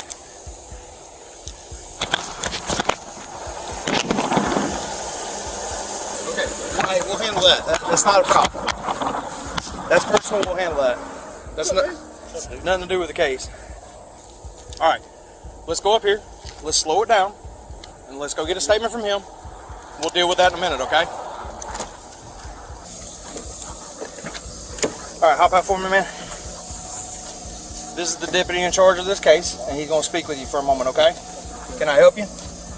You got it? The deputy dared to question his senior's command because he knew he was right. It must be illegal for officers to turn off their body cams, and it should be considered tampering with evidence. It appeared as if the deputy personally knew of the suspects and wanted to do a deal. The brave deputy explained his reasons for not shutting it off, standing firm on the importance of maintaining transparency and accountability. I ain't shutting my body camera off. He can kick rocks. I ain't doing it. I was here during the 2017 debacle. I ain't that at all. Who said to shut your camera off? Jeanette, he got some personal going on. He was like, shut it off. I was like, look, dude. I was like, we'll set it right here. Is it something to do with the case? He was like, no, it's personal. I was like, all right, well, I'll set it right here for personal stuff, but. Yeah, he pissed. But it's something simple. It's something minor. It's a miscommunication. In 30 minutes, it'll all be cleared up. It ain't no biggie. It's just happening fast and happening fast. Shortly after, the owner of the camper also arrived at the scene and seemed pretty relaxed to see his vehicle again. Morning, sir. How are you doing? Doing a lot better now. Y'all got over here. I'm assuming it's your trailer? Yep. Well, hang out with us for just a second. Good, just hang out here for just a little bit. I won't be able to speak to them before they leave. Well, that'll be up to the deputy that's running it. But we got her. They're interviewing him right now, buddy. So just... If I ever catch them back on my land, they won't be riding no green hot day. Well, we got them today. You'll learn that Facebook is a beautiful thing sometimes. Sometimes. Rarely. The deputy then approached Larry and, after reading him his Miranda rights, began to interrogate him about the stolen camper. However, Larry had a different story for the cop. I don't remember if his name was Alvin or he worked at a barbecue place across the street, Scottsdale from the gas station. Right. I rented that camper when we were going. I didn't call the camper place right down the road. That's where we were headed. Okay. And that's all I know. So, how did you get the camper in your possession? Go into a little bit more detail about that. Because he had it there at the gas station. I gave him $500 and he told me $500 a month and I could rent it. I gave him my phone number. You gave him what? My phone number. Your phone number? And $500. Did you get his phone number? No, but he works across the street from the gas station. Did you get on your body camera? Yeah. All right. I'm talking to her now. I talk to her? Yeah. You 10-15? I mean, obviously I'm 10-15 on him already. Yeah, he's 10-15 for sure. All right. This the owner. Yeah, it's Billy. What we're gonna do is let him just come get it. Yeah, I got a photograph and stuff quick and all that, and we'll work it out.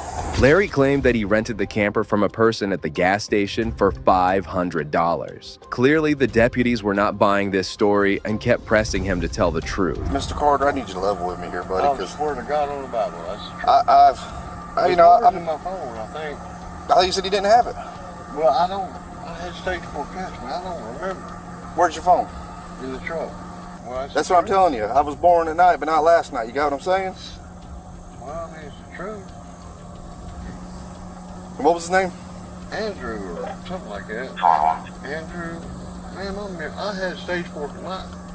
Shortly after, one of the deputies also went over to talk to Shannon, and she had a completely different story than Larry. That's when the cops decided to interview them together, and they soon realized that one of them was lying. You need to come clear me because he's up there saying you were involved.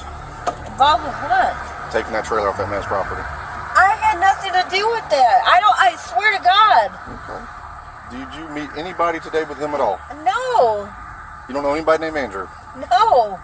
Black guy? No. At a gas station? No. You got a bug on you there, might feel off. Yeah, no, I don't. Thank you, buddy. Yes, sir. All right. Mr. Carter. All right. Now, we're going to me, all right? We're going to around playing games. I'm going to get serious with you because she's over there telling me a whole different story than what you got. There's smoke out of my car now. She confirmed that. She also said last night, she said you were going to go out and get a camper, and you showed up one this morning. Come on over here. Let me talk to both of you together. Tell her who she met at the gas station. Didn't we not meet a dude named Andrew at the gas station? Wasn't it Andrew? Briefly, there was a guy, that we met that he had talked to. I didn't really. Where did he work at? What about him? Where did he work at? He had McDonald's. Was it McDonald's? Yeah. It was Gray, wasn't it? Huh? It was Gray, though, right? I don't remember. I thought it was a barbecue place across the street. I don't know. Right. Shannon kept pleading to the officers that she had no idea where the camper came from, and the officers eventually decided to let her go. I have nothing to do with Did you see that. where he picked it up from? Just be real with me. I really did not. I didn't see him pick up the camper. Okay. That's all I'm trying to figure out. If you have something to do with this, so I can let you loose. And if you are honest with me, I can work with you the best I can. I have nothing to do with that camper. I don't know what he's trying to do. All right, Mr. Carter, one more time. I'm going to give you one more chance, then I'm going to take you to jail. Because right now I'm not buying a damn word you're saying. You understand me? You're under arrest for grand theft, all right? That's a trailer. Okay. You have no bill of sale. You have no agreement. You have nothing. You won't even provide me Andrew's number because you know you don't have it in the phone. I didn't even look in my phone. Because you wanted a cigarette. You're trying to blackmail me for a cigarette. I gave you the opportunity and you were me. You see how you shot your chances right down the drain? And you swear on that? He said that last night. He's going to go get one. Yeah. Okay. We're good. You're free to go. Okay. Oh, you officer? I thought he took it off. That is my fault. I am sorry. All right. The cops were assured that Larry did steal the camper, and he was eventually taken to the police station. The camper was then returned to its owner. However, it was shocking to see how the deputy tried to abuse his authority on the crime scene. Well, if you think this officer was a tyrant, this next one completely took things up a notch. Please. Huh? I'm not turning my camera off. Okay. On March 12, 2023, several officers observed a vehicle speeding and swerving across lane. Shortly after, one of them pulled it over, and he was surprised to find out who was the driver. I'm dead. On when? Stay in your vehicle. Back in your car. I'm drunk? No, I'm the captain. Huh? A what? Captain. Of what? Don't reach in your pocket. Get back in your car. 116 Show Me 1060 on Henry Lincoln Edward 497.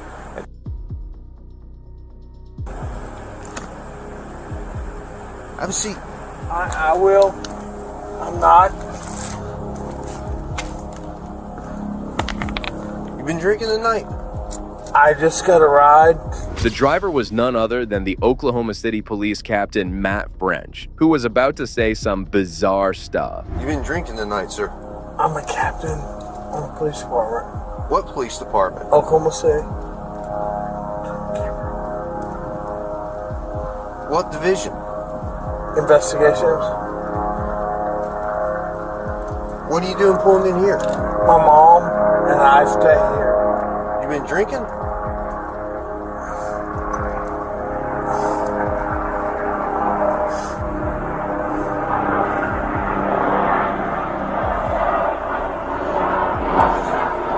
How much we had to drink tonight, sir?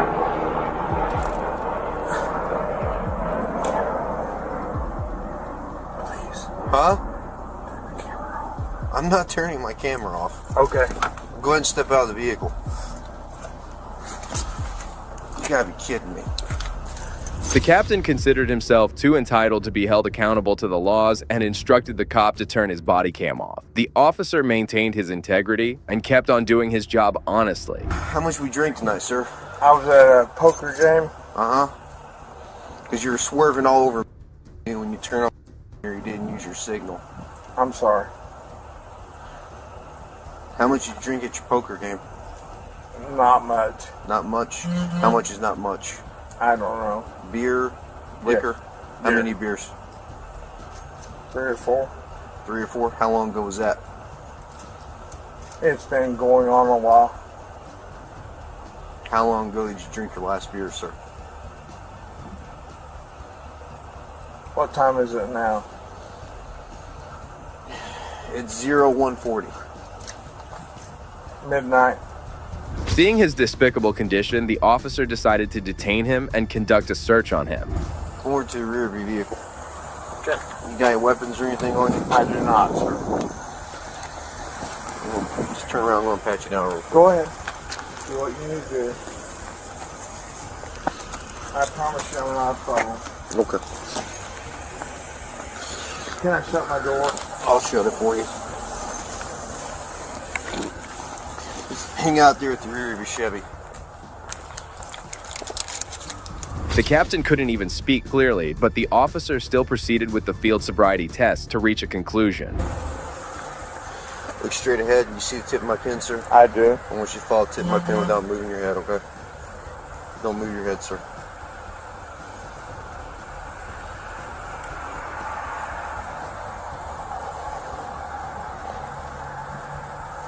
I want you to stand with your feet together, hands down by your side, just like this. All right, sir? What's your name? Matt French. Matt French. Mr. French, stand just like that for me.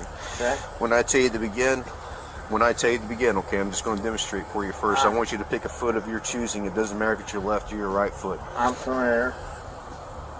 You may begin.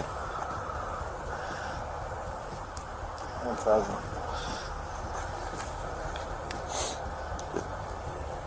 Keep Sir, going. can you turn that off? I cannot, sir. Please. I know you're aware of our body cam policy. You know I cannot turn off this body cam. I do, but I'd like to talk to you. I can't do that, sir. Please.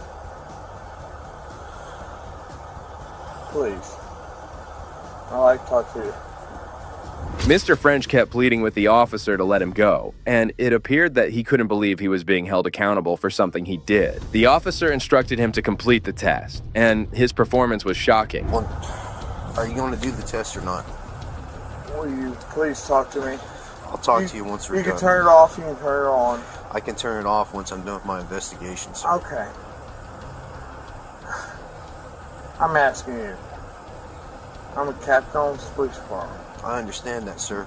I get I am that. a sergeant on this police officer, and I I've am taken not- an oath to uphold the law. I don't show not- favoritism to anyone, regardless. I don't care if you're a gangbanger or the president of the United States. Sir, I'm not asking you for that. If I was to treat you differently than I was to treat like some Southside loco or some pedo, how's that look on me? Okay, I'm not asking you for that. Because I wouldn't do that for any of them. Sergeant Skinner, please. This showed how much he had to drink the night before, and it's really saddening to imagine a police chief blatantly violating laws like this. Are you going to do the test or not, sir? I will. I will do whatever you ask. Okay, once we complete the test, I'll turn off my body cam once I'm done with my investigation. Okay. All right, you may begin. 1, 2, 3, 4. Sir, please. Please. I'm asking you. I can't do that. Okay. Wait, let's try another test then. Who is this? One of my partners. Who is it? Not sure. Can't tell with the lights on. No, it's Officer Kitch. It was evident that the officer was intoxicated, but the officer still proceeded with the protocol and conducted a third test before he passed on his judgment. All right, anytime you're ready, you may begin. 1, 2, 3, 4, 5, 6, 7, 8, 9. 1, 2, 3, 4, 5, 6, 7, 8, 9. All right, go ahead and turn around for me. Put your hands behind your back. Are you gonna arrest me, sir? Yes, I am. Can I talk to you? Go ahead and put your hands behind your back, sir.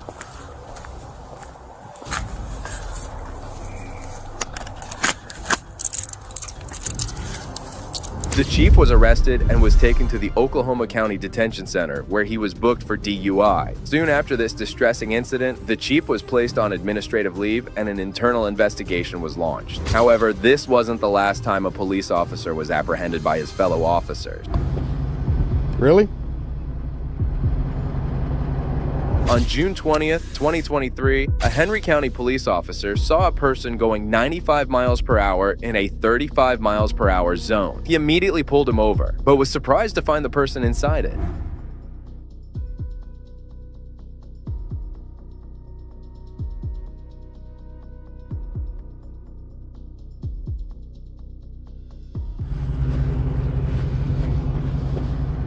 Really?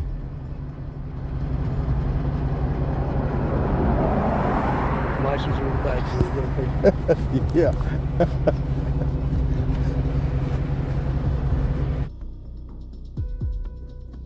The person inside the car was Henry County Sheriff Chief Deputy Michael Yarborough. The officer took his license and went over to his car. However, he was too excited that he couldn't let this moment pass without telling his friend about it. Hello? Guess who I just pulled over? Who? Yarborough. Really? Yeah, the chief deputy driving a Dodge Charger, a souped up Dodge Charger. It belongs to the sheriff's office. I just clocked this at 96 in a 35. What was the issue? I mean, why is he speeding? No reason. He's in an unmarked car. He just got a high horsepower car and decided he wanted to play. It's your traffic stop. You do what you think you should do. I mean, I'm not telling you one way or the other. You do a 96 and a 35. Okay. Well, you know I don't care for him, so I'm gonna ride his. The officer then proceeded to write a ticket and went over to hand it to him, who acted professionally throughout accepting his mistake. Sir, here's your ID back. This is your copy of the citation. And if you would sign right here, it's got a court date, time it must appear. Yes, sir.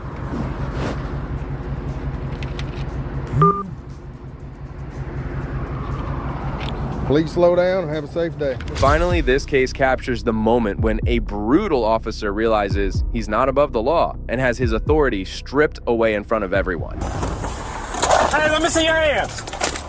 Bert, get on the ground. Get on the ground. Get on the ground right here. Get on the ground. You, burgundy shirt, get on the ground. Over here. On the ground. On the ground. Get on the ground. Do you not listen? Get on the ground. Get on the ground. Get on the ground. There's a gun behind me. There's a gun behind me. I ain't got no neck.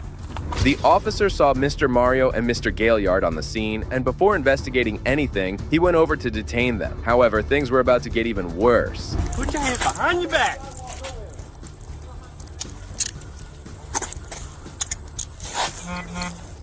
There? By that truck.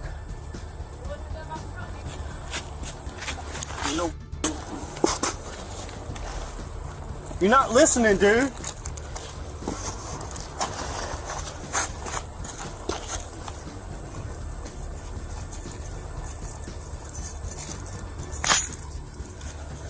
Bro, you got on you, man? No, I ain't got no. All right, I'm just asking. Turn back over. Paul, do you watch him say?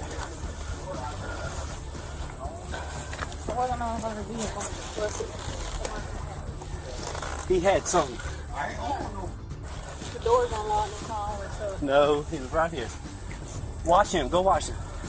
After searching both of them thoroughly, the officer concluded that they were carrying no weapon. He also looked around, and there was no gun. It was clear that the officer had made a huge mistake, and one of the neighbors even came out to confront the tyrant. 25 cents, got one tank. Put your leg that way so you can stand up. All right, listen, I'm about to help you. Hold on. All right, ready? 1, 2, 3. All right. Yep. Listen. Yep, they slammed my head down on the cement. Yep. Go back inside.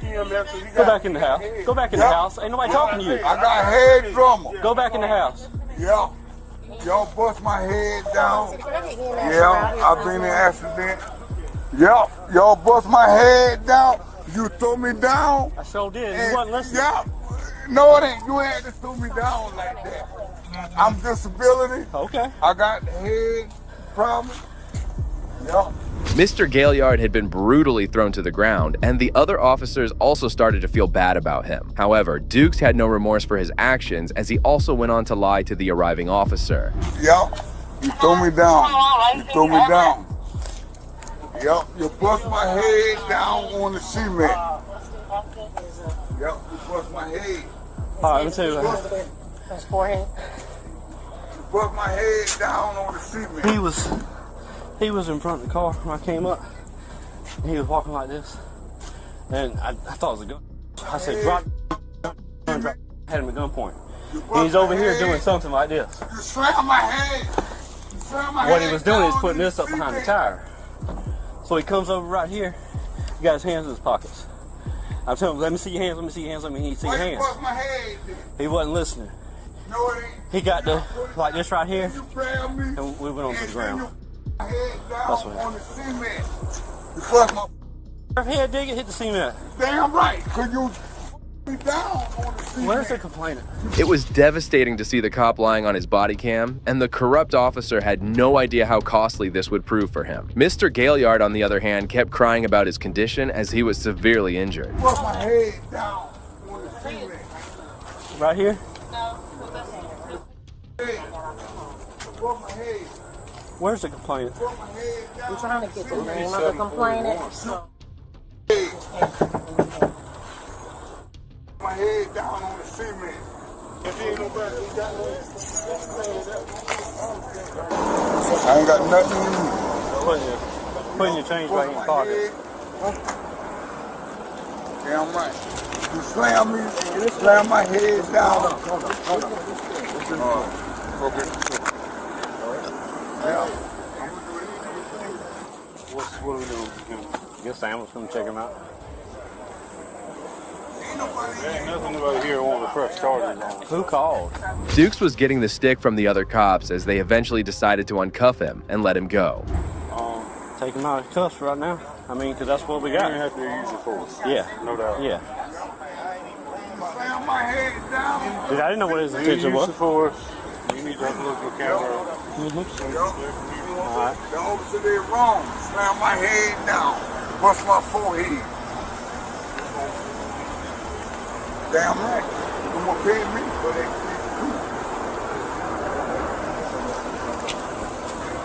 Mayor, I'm going to take that into evidence of what he had. What? Well, I mean, that's the reasons I did what I did. You know what I'm saying? That's where I'm coming from. It was alarming to see how the tyrant was still trying to cover up for his action. Mr. Gaillard was finally removed from the cuffs, and EMS was called as well. Because when he was behind the truck, I couldn't see what he was doing. And I didn't know where... There ain't nothing there. Where that went? If it was still in his pockets when he come around that car with his hands in his pockets. His dog was on. On camera. Yeah, my All dog right, that's stick. fine. My dog stick. So he can come out of cuffs? Yeah, take him out of handcuffs. You want me to take him out? You mind looking?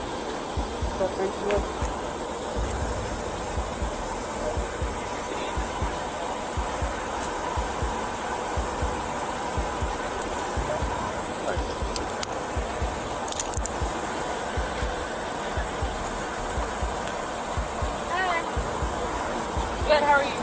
What's going on? Officer slammed my forehead down in the cement. Okay. In the wrong thing. Whose office is this? Yeah.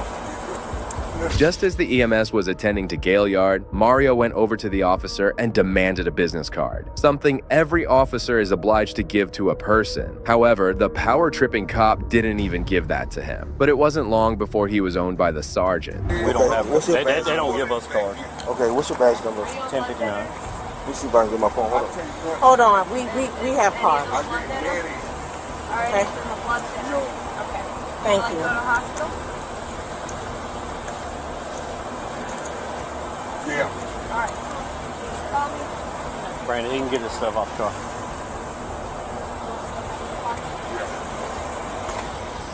Dude, will you say badge number? 1059.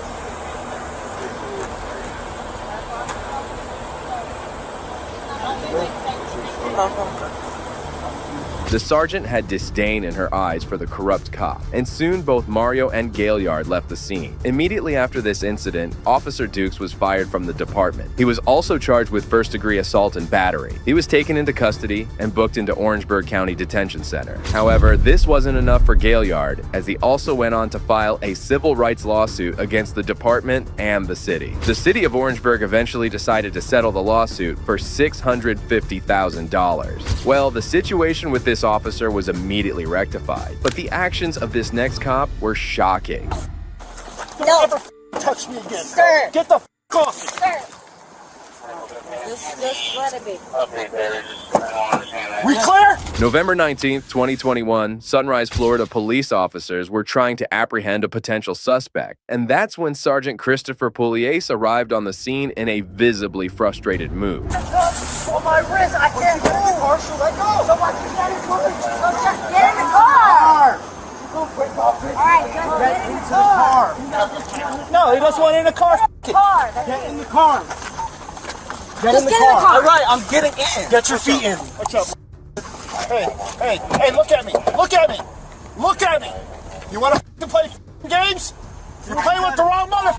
What you gotta do, man? You gonna mace me, mace me. Look at me, mother. You want to play games? You ever get disrespectful with my officers, I will remove your soul from your body.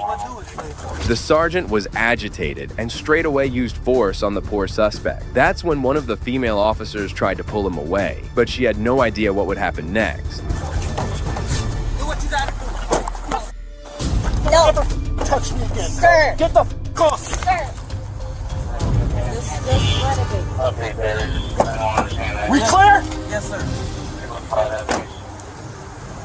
And I'll see you in about 5 minutes. Sergeant Pugliese completely lost his cool and tried to female officer who was only trying to do her job. Here's the entire event from another body cam.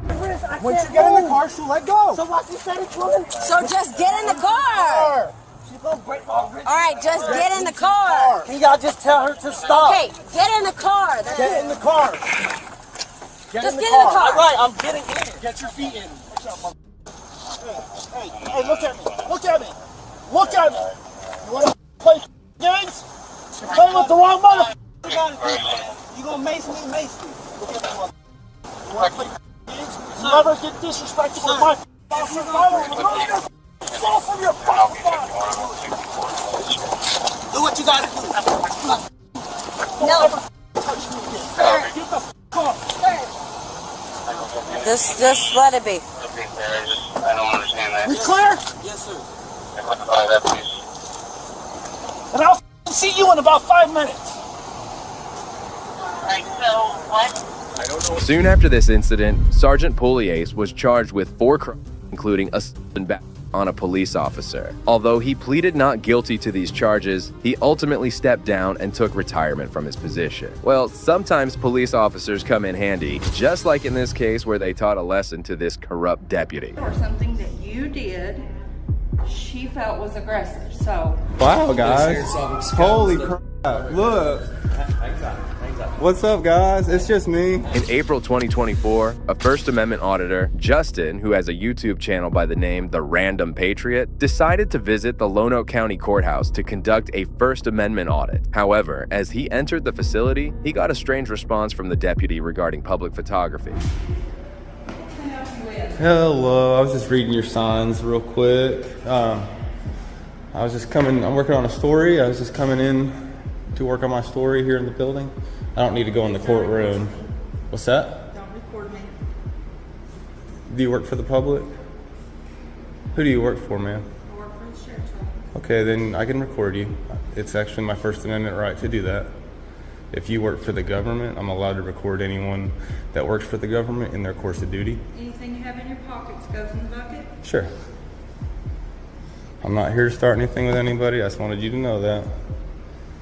Can I get your name, please? Mabel's?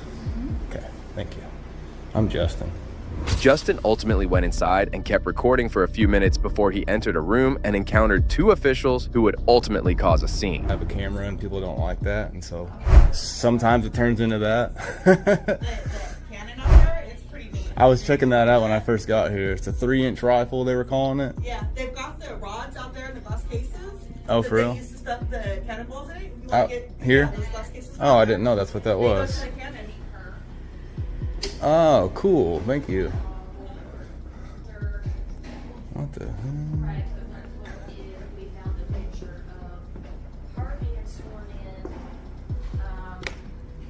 Y'all shut the door on me?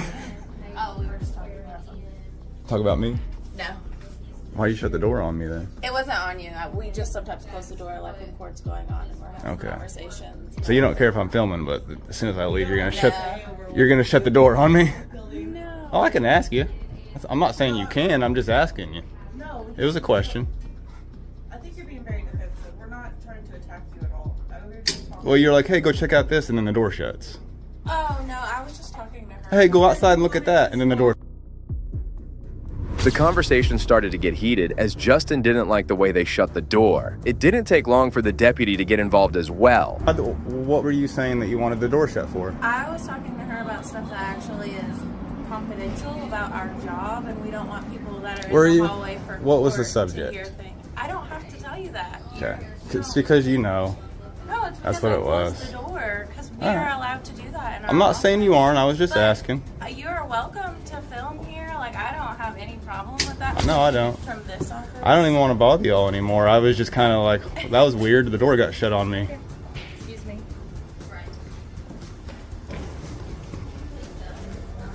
Oh no. You don't need to be combative in our office. I'm not combative. I was laughing. You got. asked you why you're being combative with us. When was I being combative? And I asked you if we want to close our office. When was I being combative? The woman lied to the deputy that the auditor was being confrontational, whereas he just asked a simple question. The deputy, who was already not on good terms with him, began to escalate the situation. You want me to lock it? Well, you can't do that. If you lock it, then you need to lock it for everyone. Here, just so you guys know, and I'm not trying to be mean, but if you shut that for me, you got to shut it for everybody. You can't just pick and choose me. You can't pick and choose me. It's everyone or no one. It's everyone or no one. This camera has nothing to do with it. She just asked you nicely to move on. And I don't have to, but I really was. But I don't like being told what to do, either. I was literally walking away. Okay. Well, something that you said or something that you did, she felt was aggressive. So, Well, I have it all on camera, thankfully. Thankfully. the right to ask you to move on. No, you actually if don't. They feel that way. You don't, though. So law Yeah, because my trumps job feelings. is to secure them from the public. But no, it's not. Yes, it is. I promise you, it's not. So your job is That is what I to sit follow over the here law. 8.5 Your job's hours to a day follow the for. law, and their feelings don't trump the law. The auditor was right, and it was obvious that he had more knowledge of the law than the deputy. However, if that wasn't enough, another official arrived on the scene and tried to assert his authority. I'm not going with you. I'm going the opposite way you go. So whatever way you go, I'll go the opposite. How about that? I don't like being told what to do for no reason. I just shut the door because we're trying to have court down there and you're being really loud. So I need y'all to move. Going down the road, please. You can't. Thank you. All right. I'm not going to interrupt anything. I'm not going to argue with you. All right, I'm not going to argue with you either, sir. Can I get your name real quick, please? No, sir. Do you work for the public? I do not.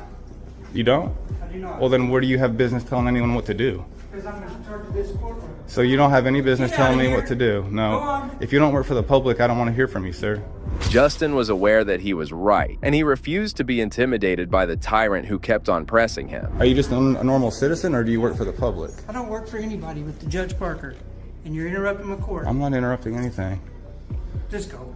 Hey, if you quit talking to me, I'll quit talking to you, and then there's no sound. So what am I You just am I want to argue interrupting? with somebody, so just go. I'd rather you just left me alone, honestly. Well, you started it. Go. No, I didn't. Y'all started it. I'm minding my own business asking questions about the building. I'm trying to learn a little bit more about this building and Lone Oak, and that's all I've been doing this entire time, and I have it all on video. Okay. So you guys are starting stuff with me because I have a camera. Ask you to keep it down because we're out trying to have court. And I'll agree to that. Okay. Yes, Thank sir. you. So if you have that badge on, it says you work for Lone Oak County, so you do work for the public, so you do need to tell me your name. Yes. What's his name? My name's Bobby. I'm gonna find it one way or another. Please Bobby. just tell me your last name and what your position is here. Otherwise, you have no business. Here at Lone Oak County. All right, and what's your last name, sir? McMillian. Thank you. Thank you. Soon the official left, and Justin started to roam around the courthouse. Surprisingly, the deputy did something foolish, and the auditor was shocked to find it out. Is that you?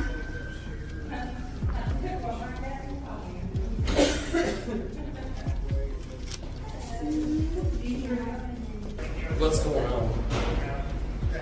That's not telling me anything.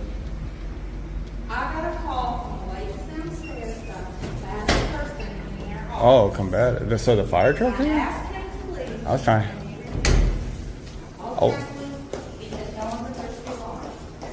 Oh, weird. Well, there's two. She told two lies right off the bat, and I have it all on film. But I'm not being combative with anyone. I've been extremely polite. All I've done is ask questions about the building and about Lone Oak, trying to find out more about the history, and I have it all on film from the very second I got here. So this all started when I was actually just talking to some ladies down here in this back office, and they were being cool. They're like, "Oh, you can film. Check this out. Check that out."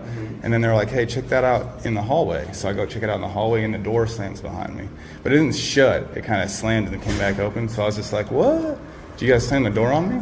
The deputy had pressed the panic button, triggering an alarm that summoned the chief of police to the location. However, he wasn't alone. The sheriff later arrived as well, and both appeared confused about what had happened. You gotta understand, we got a heightened sense of No, you're alert when somebody presses a They should have done that. The sheriff's office comes. Wow. Yeah. Wow, The guys. sheriff's office comes, Holy the crap. police Look. What's up, guys? It's just me. How are you? Hey, no, I'm cool, man. This is Sheriff Staley. Hey, I'm Justin Moo. Yeah, what's up? I didn't know You the. wanna calm the I don't mind talking to him again. I'll tell him what happened You're again. fine. I'm just checking out. I'm learning about the history of Lone Oak, about the courthouse. I've been extremely polite with everyone, just like I am right now. Asking questions. When was the building built? Blah, blah, blah. No, you're good, but when they push an alarm, we don't know what it is. We Oh. don't do like a 911 call. No, you guys did what you were supposed to do. Yeah. It's a hey, come on. Right. Yeah. Come back. I thought someone was hurt. I was trying to get out of the way. I didn't know it was me. I was like, what the heck? If you want to let them all go. And, hey, Danny, will you turn my lights off? It was shocking to find out that both the sheriff and the chief of police came to an absolutely nothing situation. The deputy needed to be schooled for creating panic over a person exercising his First Amendment rights. Whenever they push a button, we're all going to come because we don't know what it is. It's not like a call that says, hey, Right. but this is what we've got. If that was a call, Mattler showed up and handled it. Imagine hitting hitting that button, knowing what's going to happen over me. Well, we're going to. Over me. I'll put together. Well, next time you're going to be like, is this a real emergency or is it a guy with a camera? But what I'll do is get with all the elected officials, and I'll go over with them exactly what this is. Yeah. You know what I mean? Well, I mean, even if you didn't know what this was, it's a guy with a camera. Right. It's a guy with a phone in his hand on a stick. I agree. We agree. You know? But yeah, Yeah. of course, you know, there's no trouble here. We just Cool. We're coming to make sure. Exactly when I came in and they said they pointed to you, and I'm like, That- what's going on? That's when I was like, oh, I see what's like, happening. Let's just try to figure that out. Yeah. Oh, cool. Funny. Weird. Anyway, I'll let you guys get back to it. Justin. John Staley. Nice to meet you, John. You need something, you let us know. Appreciate you guys. Come visit. What I'll do for You guys are sheriff's office, right? He's a police chief. Yeah, you're the police chief. Okay. City police department. And you're the I'm sheriff. the sheriff. Gotcha. I was thinking you were the deputy chief when you said that. Yeah. So you're the police chief. I'm the police chief. Gotcha. What I will do, and I guess this needs to be done, is I'll go through with all the elected officials and try to set up a time to say, hey guys, let's go over the Second Amendment, Yeah. the First Amendment, what the difference is between the first, coming and doing this, because you can really. A lot of guys that do this also carry firearms. I mean, they'll wear full masks and like they'll be scary. Right. Both of them were extremely courteous and calmly listened to the entire situation, only to realize that the deputy had messed up. They immediately cleared him, and he was set to go. He then went over to the deputy and made sure to teach her a lesson in law. They're probably going to come talk to y'all and make sure you understand when to and not to hit the emergency button, because that was not a good thing to do. They're kind of upset about that.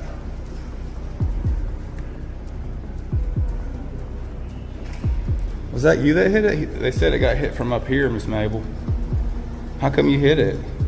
These moments are a powerful reminder that no one is above accountability. These brave officers prove that standing up to corruption isn't just about enforcing the law. It's about living by it, even when it means going against the system. If you're inspired by these stories of courage, make sure to hit that like button, drop a comment, and subscribe for more.